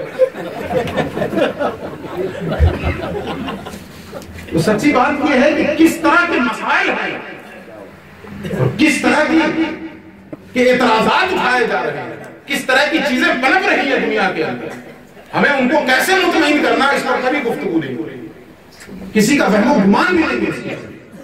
اس نے مجھ سے کہا کہ حضرات یہ بتائیے کہ میری بیوی ہے، بچے نہیں ہو رہے، اولاد نہیں ہو رہی، تو میں اپنا اسپرم مادہ منویہ، وہ مادہ، وہ قطرہ جس سے حمل پھیلتا ہے، میں اپنا قطرہ سرنج کے ذریعے، ڈاکٹر کے ذریعے کسی ادر عورت کی کوکھ میں پہنچا دوں، مل کر کے نہیں، اس سے صحبت کر کے نہیں، یہ جو قطرہ ہے، جو اسپرم ہے، جو مادہ منویہ ہے، کسی دوسری عورت کے کوکھ میں پہنچا دوں، اس سے جو بچہ ہو جائے گا وہ میرا بیٹا رہے گا۔ کیا بولتا ہے؟ پھر ہم دونوں میاں بیوی اس کو اپنی اولاد پالیں گے۔ نہیں، کیا یہ درست ہے کہ نہیں؟ دماغ سے نکل رہا ہے اس کو، کیا ٹرانسفر بتا رہے ہیں، میرے پاس کوئی جواب نہیں، میں کیسے کہوں کہ درست ہے، اور یہ کیسے کہہ دوں کہ درست نہیں، مجھے سمجھ میں نہیں آ رہا۔ اسی طریقے سے اس کے برعکس ہو رہا ہے، اس کے اپوزٹ بھی ہو رہا ہے۔ اپوزٹ کیا ہو رہا ہے کہ میاں بیوی ہے اور مرد ہی میں کوئی کمی ہے، عورت میں کوئی کمی نہیں، مرد میں کوئی کمی ہے، تو کسی دوسرے مرد کا نطفہ خریدتے ہیں، اس کا اسپرم، اس کا مادہ منویہ خریدتے ہیں، اور اپنی بیوی کی کوکھ میں ڈاکٹر کے ذریعے ٹرانسفر کر دیتے ہیں، پھر جو بچہ ہوا تو وہ ان کا بچہ ہے۔ اور آپ کی معلومات کے لیے یہ بتا دوں کہ شاہ رخ خان کو جانتے ہیں نا؟ جی، اس کا جو ابھی بیٹا ہوا ہے وہ اسی کا ہے، جی، اس کی اپنی بیوی سے نہیں ہوا، سیروگیٹ ہے۔ اس نے جو ہے ایک کوکھ ہائر کیا، ایک کوکھ بھاڑے میں اس نے خریدا ہے، اس میں اپنا اسپرم دیا، اور اس تو اسپرم بک رہا ہے۔ اور یہی بتا دوں آپ کو، کیٹیگری ہے اس میں، کس کا چاہیے، ڈاکٹر کا تو اس کی قیمت الگ ہے، انجینئر کا تو اس کی قیمت الگ ہے، رکشہ چلانے والے کا اس کی قیمت الگ ہے، یہ بھی بک رہا ہے۔ دنیا میں کیا کچھ نہیں ہو رہا ہے اور ہم اس سے غافل ہیں، ہمیں پتہ ہی نہیں ہے ان چیزوں کے بارے میں۔ یہ بھی ہیں مسائل، اس طرح کی بھی چیزیں ہیں۔ سروگیٹس تو یہ ساری نصیحتیں بات دوسری طرف نکل جائے گی. تو یہ ساری نصیحتیں جو کچھ اللہ رب العزت نے بتایا ہے یہ ذہن میں رکھ. یہ نصیحت تو ان کے لیے ہے جو اللہ پر اور آخرت کے دن پر ایمان رکھتا ہے. جس کو اسلام پر عمل کرنا ہی نہیں ہے وہ جو چاہے کرے, جیسے شاہ رخ خان کر رہا ہے. اب اس کے لیے ہمارے ثانیہ مرزا کے خلاف مولانا لوگ بہت پریشان کرتے ہیں. فتوا آ رہا دیوبند سے تو فلاں سے تو ڈھکاں سے ثانیہ مرزا کا لباس غیر اسلامی ہے. ارے تو کون سے وہ اللہ کی ولی کی بیٹی ہے؟ غیر اسلامی ہے. ایسا لگ رہا ہے کوئی بہت بڑے ولی کی بیٹی ہے اور پورا خانوادہ بدنام ہو رہا ہے اس کے چکر میں. ویسی ثانیہ مرزا تمہارے گھر کے پڑوس میں کتنی مل جائیں گی جن کا لباس غیر اسلامی ہے, ان کی طرف تمہاری نظر نہیں جاتی. تمہاری اپنی بہنیں تمہاری اپنے گھر کی خواتین معاشرے میں اور مارکیٹوں میں غیر اسلامی لباس پہن کے نکل رہی ہیں. جو برقع پہن رہی ہے وہ برقع بھی ایسا ہے کہ جسم کی پوری بناوٹ نظر آ رہی ہے. اس پہ تمہارے پیشانی پہ بل نہیں, تمہیں درد نہیں ہو رہا, اور ثانیہ مرزا کے خلاف اسلام کو بدنام کر رہے ہیں. تم لوگ بلا وجہ کی بات کریں تو کیا تماشا ہے؟ اب وہ اچھا یہ لوگ بھی ایسے ہی کرتے ہیں, کبھی مسلمان نہیں رہتے ہیں, لیکن جب ان کو یہ بتانا ہوتا ہے نا کہ ہمیں مسلمان ہونے کی وجہ سے ایسا کیا جا رہا ہے ہمارے ساتھ, تب ٹوپی لگی. سلمان خان گدھے کو دیکھیے, کتے کو اپنے گھر میں جو ہے سب کچھ کرتا ہے, اور اس کے بعد جو ہے نا وہ جو اس نے کالے ہرن کو مار دیا تھا, اس میں مقدمہ چلا, تو جب تاریخ پہ جاتا تھا نا تو ٹوپی لگا لیا. کتا کہیں کبھی جمعہ پڑھنے کی توفیق نہیں ہوتی, آج کل ٹوپی لگا لیا. مطلب دنیا والوں کو یہ بتانا چاہ رہا ہے کہ ہم مسلمان ہیں نا, اس لیے سمپیتھی وصول کرنے, مسلمانوں کی ہمدردی وصول کرنے. اور ہم لوگ بھی ایسے ہی للو کلو ہو گئے کہ اسی کے سیوا میں نعرہ لگا رہے ہیں مسلمان ہونے کی وجہ سے. ابھی وہ اپنے آپ کو مسلمان سمجھ کے آپ کر رہا ہے, جو تم چلا رہے ہو اس کے لیے. ذالکم یوعظ بہ من کان یؤمن باللہ والیوم الاخر. یہ ساری نصیحتیں ان کے لیے ہیں جو اللہ پر ایمان رکھتا ہے اور آخرت کے دن پر ایمان رکھتا ہے. اور جس کو مطلب نہیں ہو جائے جو کرنا ہے کرے. وَمَن يَتَّقِ اللَّهَ يَجْعَلْ لَهُ مَخْرَجًا. یہ بہت کانٹے کی بات ہے قرآن میں, اس مقام پر بہت کانٹے کی بات ہے. اللہ فرماتا ہے وَمَن يَتَّقِ اللَّهَ يَجْعَلْ لَهُ مَخْرَجًا. جو اللہ کا تقوی اختیار کرے اللہ اس کے لیے راستے نکال دیتا ہے. اللہ اس کے لیے راستے نکال دیتا ہے. راستے کیسے نکالتا ہے آپ اندازہ کریں. میں ایک مثال آپ کے سامنے رکھ رہا ہوں. پیچھے فرعون کا لشکر ہے, اس کی فوج, آگے دریا. اب کیا ہے, اب کیا تو موت ہی ہے نا. آگے دریائے نیل اور پیچھے فرعون کا لشکر. ہم ہوتے تو ایسے ہی مر جاتے, حدث سے مر جاتے. لیکن وَمَن يَتَّقِ اللَّهَ يَجْعَلْ لَهُ مَخْرَجًا. جو اللہ سے ڈرتا ہے, جو حقیقی معنوں میں متقی ہوتا ہے, اللہ اس کے لیے راستے نکالتا ہے. موسیٰ اللہ کا تقوی کرنے والے انسان تھے, اس لیے پیچھے فرعون کا لشکر اور آگے دریا. اس دریے میں اللہ رب العزت نے ایسا راستہ نکالا کہ پوری قوم حضرت موسیٰ کے ساتھ اس پار گزر گئی. وَمَن يَتَّقِ اللَّهَ يَجْعَلْ لَهُ مَخْرَجًا. پہلے اللہ کا تقوی اختیار کرو, اللہ رب العزت ایسی جگہ سے راستہ نکالے گا جہاں سے سوچ بھی نہیں. یہ دنیا 10 راستے بند کرے گی, 11واں اللہ نکالے گا, 12واں اللہ نکال دے گا. آپ 5 پروگرام کینسل کرواؤ گے.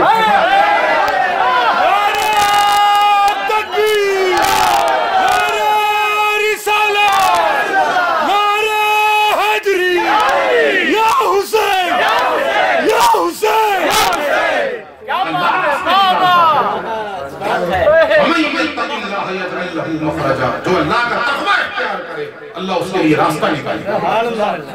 اور آگے کیا کہا تھا, وَيَرْزُقْهُ مِنْ حَيْثُ لَا يَحْتَسِبُ. اور جو اللہ کا تقوی اختیار کرے اللہ اسے ایسی جگہ سے رزق عطا فرماتا ہے جہاں سے گمان بھی نہیں ہوتا. میں کہتا ہوں کہ میرا پروگرام نہیں ہوگا تو میں بھوکے مر جاؤں گا. اللہ کتے کو بھوکا نہیں رکھتا.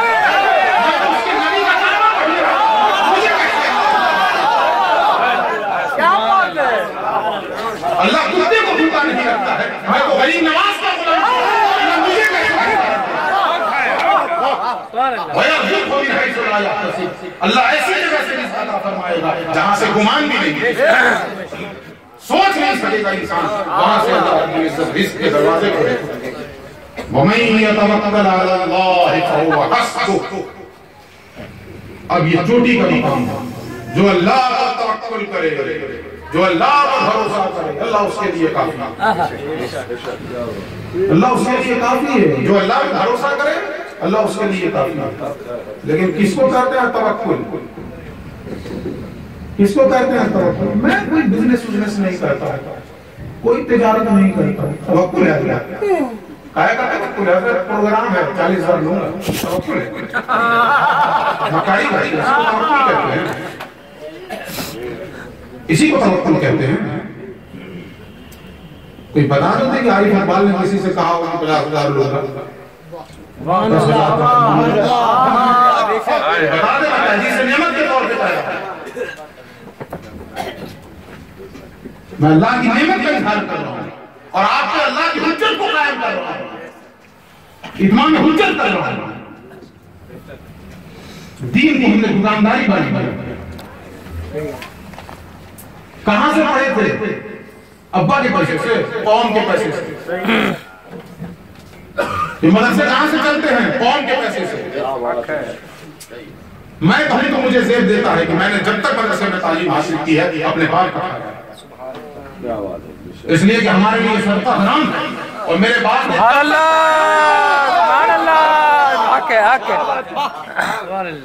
آپ نے قوم کے پیسے سے تعلیم حاصل کی ہے، قوم کے پیسے سے آپ پڑھے ہیں، اور قوم کے پیسے سے پڑھنے کے بعد جب ریٹرن دینے کا وقت آیا ہے، جس قوم نے آپ کو پڑھایا ہے اب ریٹرن دینے کا وقت آیا ہے کہ اس قوم کو اللہ کا پیغام پہنچاؤ، تو اس کے لیے 50,000 کا مطالبہ. کیا بات ہے، چھیل دیا سر کے دین کے نام کی دکانداری. بدنام نہ کرو اہل سنت کو، دوسرے کو کہتے ہو سنیت بدنام ہو رہی ہے، تمہاری وجہ سے سنیت بدنام ہو رہی ہے، تمہاری وجہ سے سنیت کی تعداد کم ہو رہی ہے، تمہاری اس رویے کی وجہ سے. یہ ڈھکی چھپی بات نہیں ہے. اتنے مطالبے ہوتے ہیں اور اس کے بعد کہیں گے ہم کھائیں گے کہاں سے؟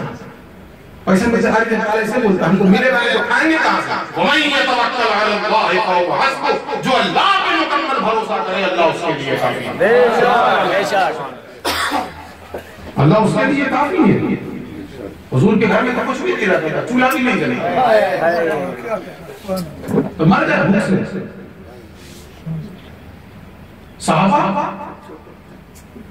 ایک جنگ میں نکلے ہیں تو نوبت یہاں تک پہنچی تھی کہ ایک کھجور پہ چند صحابہ کرام گزر بسر کرتے تھے اور کسی کو وہ کھجور میں اثر نہیں ہوتی تھی تو جو صحابی کھجور کھا کے گٹھلی پھینک دیتے تھے کوئی دوسرا صحابی گٹھلی اٹھا کے چوس لیتا تھا. لیکن پھر اللہ نے جو توکل کا انعام عطا فرمایا، وَمَن يَتَوَكَّلْ عَلَى اللَّهِ فَهُوَ حَسْبُهُ. جو اللہ پر توکل کرے اللہ اس کے لیے کافی ہے. یہ جو قرآن کی آیت کی نشانی اللہ نے دکھائی ہے تو صحابہ کرام نے ایک ایسی مچھلی کا شکار کیا، ایک ایسی مچھلی کا شکار کیا. مچھلی کا کانٹا ایسے ہوتا ہے کمان کی طرح ہلکا سا ایسے راؤنڈ ہوتا ہے، جھکا ہوتا ہے ہلکا سا یوں، کمان ایسے نہیں ایسے ہلکا سا. تو ایسی مچھلی کا شکار کیا، اتنی بڑی مچھلی کا کہ اس کے کانٹے کو اگر زمین پہ یوں رکھ دیا جائے تو نیچے سے اونٹ نکل گیا. اب سوچ لو جس کا کانٹا اتنا بڑا ہو اس کے نیچے سے اونٹ نکل جائے تو مچھلی کتنی بڑی ہوگی. یہ ہے وَمَن يَتَوَكَّلْ عَلَى اللَّهِ فَهُوَ حَسْبُهُ. جو اللہ پر بھروسہ کرے اللہ اس کے لیے کافی ہے. إِنَّ اللَّهَ بَالِغُ أَمْرِهِ. ایک ہر پر ایک جملہ ہدایت کی شعائیں اس سے پھوٹ رہی ہیں، ہدایت کا نور اس سے پھوٹ رہا ہے. ان اللہ بالغ امرہ. اللہ رب العزت تو اپنا کام پورا کر کے رہے گا، وہ تو اپنا کام پورا کر کے رہے گا. ہم تقلید نہیں کریں گے تو اللہ کا دین مل جائے گا. یہ کس نے سوچ لیا ہے؟ ہم یہ سوچتے ہیں کہ ہم ہی جب نہ ہوں گے تو کیا رنگ محفل، کسے دیکھ کر آپ شرمائیں گے. یہ تصور ذہن سے نکال دیجیے. ایک بزرگ فرمایا کرتے تھے کہ سنیت کسی کی خدمت کی وجہ سے زندہ نہیں ہے، اپنی حقانیت کی وجہ سے، اپنی حقانیت کی وجہ سے. ہم یہ سوچ بیٹھے ہیں کہ جو کچھ ہے نا اس وقت بہار سنیت کی وہ میرے ہی دم سے، تمہارے ہی دم سے. کیا بات ہے. یہاں قرآن کہتا ہے ان اللہ بالغ امرہ، یقیناً اللہ رب العزت اپنا کام हुजूर ने फरमाया है ना हदीस में, मैं अपनी निगाह नबूवत से देख रहा हूँ, एक दिन ऐसा आने वाला है रूए जमीन पर कोई घर नहीं होगा जिस घर में अल्लाह का कलमा दाखिल न होगा, जिस घर में अल्लाह का दीन दाखिल न होगा। तो ये अल्लाह पूरा करके रहेगा कि नहीं करके? तो होना। अब ये तो हमारे लिए सोचने की जरूरत है कि हमने क्या लगाया उसमें, हमने उसमें क्या लगाया। अल्लाह तो करके रहेगा, वो तो होना है, लेकिन हमने उसमें क्या लगाया। कम से कम कुछ नहीं तो कम से कम उस बुढ़िया की तरह तो पहुंच जाएं इस रास्ते में जो यूसुफ के खरीदारों में खड़ी हो गई थी। यूसुफ के खरीदारों की लाइन लगी थी, उसमें बुढ़िया भी खड़ी हो गई। किसी ने पूछा तुम्हारे पास क्या है बूढ़ी औरत? कहा कुछ नहीं है। कहा फिर क्यों खड़ी हो? कहा इसलिए खड़ी हूं कि कल जब यूसुफ के खरीदारों की फहरिस्त तैयार की जाएगी तो मेरा भी नाम लिख दिया।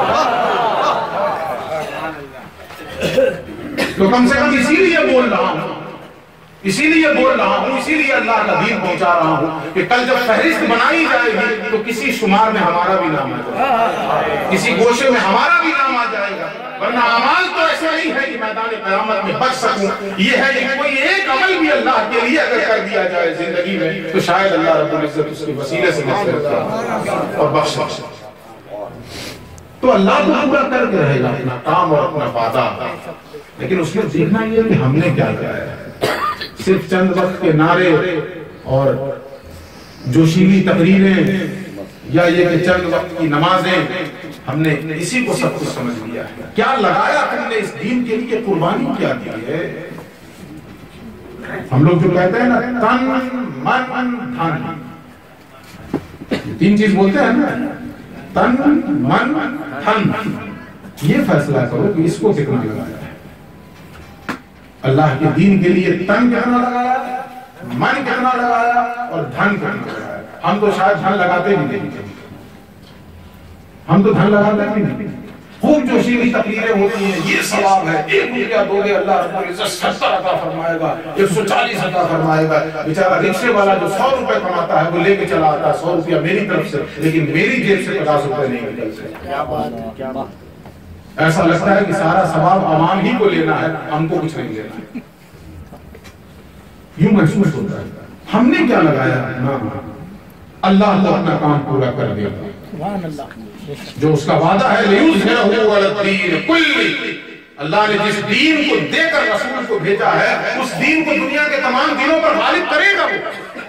ये तो होना होना, इसमें किसका कितना हिस्सा लगता है ये देखने वाली बात है।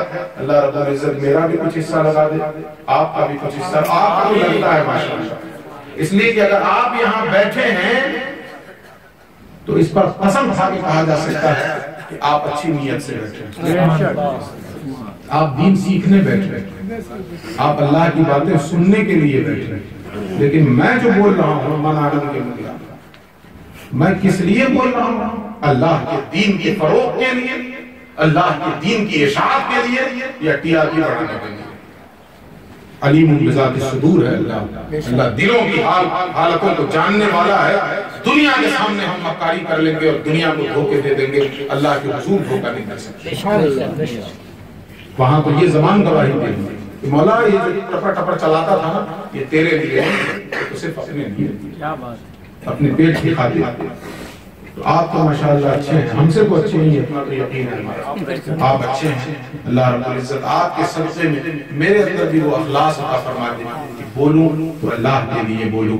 मैं हुजूर सैयद गुलाम रसूल साहब नक्शबंदी के तवस्सुल से मैं दुआ करूंगा और हुजूर से करवाऊंगा कि 2 चीजों के लिए मैं अपने मशाइख से 2 ही चीजों की दुआ करवाता हूँ। हुजूर एक अखलास के लिए दुआ कर दें और एक इस्तिकामत के लिए दुआ करें कि अल्लाह रब्बुल इज्जत इस्तिकामत अता फरमाए। हालात से मैं घबराऊं नहीं, हालात से घबराऊं नहीं। तूफान के थपेड़े मेरे पाए सवाद में लफ्ज़िश न लाने पाए, मेरे कदम को पीछे न हटाने पाए। मैं इसलिए निकला हूं कि अल्लाह का दीन पहुंचाऊंगा। 2 दिन मौका मिलेगा 2 दिन पहुंचाएंगा, 10 दिन मौका मिलेगा 10 दिन पहुंचाऊंगा। एक रोज हमें मर जाना है, फिर हम कहने से डरना है। ये चंद बातें आपके सामने मैंने रखी हैं। तलाक के मसले पर बातें और भी बहुत सी हैं, لیکن یہ کہ مکمل مسائل جو ہیں وہ ایک دن میں نہیں سمجھائے جا سکتے ہیں. میں نے لب لباب اور خلاصہ آپ کے سامنے رکھا ہے اور یہ بھی بتایا ہے کہ طلاق سے پہلے کے مراحل کیا ہے. اگر ہم نے ان مراحل پہ عمل کر لیا تو انشاءاللہ طلاق کی نوبت ہی نہیں آئے گی. اسی طریقے سے یہ ایک آخری بات، ہندو بھائی بھی بیٹھے ہیں، ایک ایشو اٹھایا گیا uniform civil code. Uniform civil code میرے پاس بھی آئے پرنٹ میڈیا والے، الیکٹرانک میڈیا نہیں، پرنٹ میڈیا والے، آپ کی کیا رائے ہے اس کے بارے میں؟ تو میں نے کہا میں کوئی رائے بھی نہیں دیتا ہوں، میں حکومت سے یہی کہوں گا کہ لے آئیے یونیفارم سول کوڈ، ہم تو استقبال کریں گے. وہ منہ دیکھنے لگا آپ استقبال کریں گے. میں نے کہا میرے بھائی پہلے آپ ڈرافٹ تو کرواؤ، یونیفارم سول کوڈ ہے کیا چیز اس کی ڈرافٹنگ تو کرواؤ، اس کا مسودہ تو تیار کرواؤ. اگر ہمارے ہندو بھائی اس کو ایکسپٹ کر لیں گے تو میں بھی کر لوں گا. میں نے صاف کہا اس میڈیا والے سے، اگر ہمارے ہندو بھائی اس کو ایکسپٹ کر لیں گے تو میں بھی کر لوں گا. لیکن ہمیں معلوم ہے کہ نہ نومن تیل ہوگا نہ رادھا ماچی. یونیفارم سول کوڈ ہم مسلمانوں نے پورے ملک میں احتجاج کر کے کہا کہ شریعت میں حکومت کی دخل اندازی ہم برداشت نہیں کریں گے. اسلامک لا کے اندر اگر حکومت دخل اندازی کرتی ہے تو ہم برداشت نہیں کریں گے.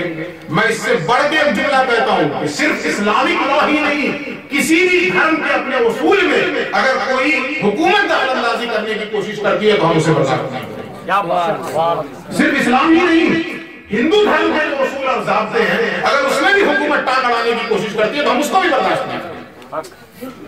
ہر دھرم والے کو آزادی دو نا اپنے اپنے دھرم پہ عمل کرنے کی. یہی تو ڈیموکریسی ہے، یہی تو جمہوریت ہے. کیا ہندو لوگ اس کو ایکسپٹ کر لیں گے؟ ہمارے ہندو بھائی ایکسپٹ کر لیں گے یونیفارم سول کوڈ؟ کتنا آپ ایکسپٹ کیجیے گا؟ جو ہمارا شمالی ہندوستان کا جو علاقہ ہے، نارتھ انڈیا جو ہمارا علاقہ، اس میں کیا ہے؟ ہندو دھرم میں یہ چیز ہے، ہندو دھرم کے قانون میں یہ چیز ہے کہ ایک لڑکے اور ایک لڑکی کی شادی کب ہوگی؟ جب ماں کی طرف سے 5 پشت اور باپ کی طرف سے 7 پشت تک دونوں میں کوئی ریلیشن نہیں. جب ماں کی طرف سے 5 پشت تک نیچے اور باپ کی طرف سے 7 پشت تک دونوں میں لڑکے اور لڑکی میں کوئی ریلیشن نہ ہو تب اس کی شادی ہوگی، ورنہ نہیں ہو سکتی. یہ نارتھ انڈیا کے ہندو دھرم کا قانون ہے. ساؤتھ انڈیا میں چلی جائیے تو سب سے پوتر شادی ماموں اور بھانجی کی. اب بتائیے کس کو ایکسپٹ کیجیے گا؟ آپ ہندو بھائیوں سے کہیے گا کہ تم اگنی کے ارد گرد پھیرا لینا چھوڑ دو، تم نکاح کرواؤ یونیفارم سول کوڈ، ایکسپٹ کریں گے وہ؟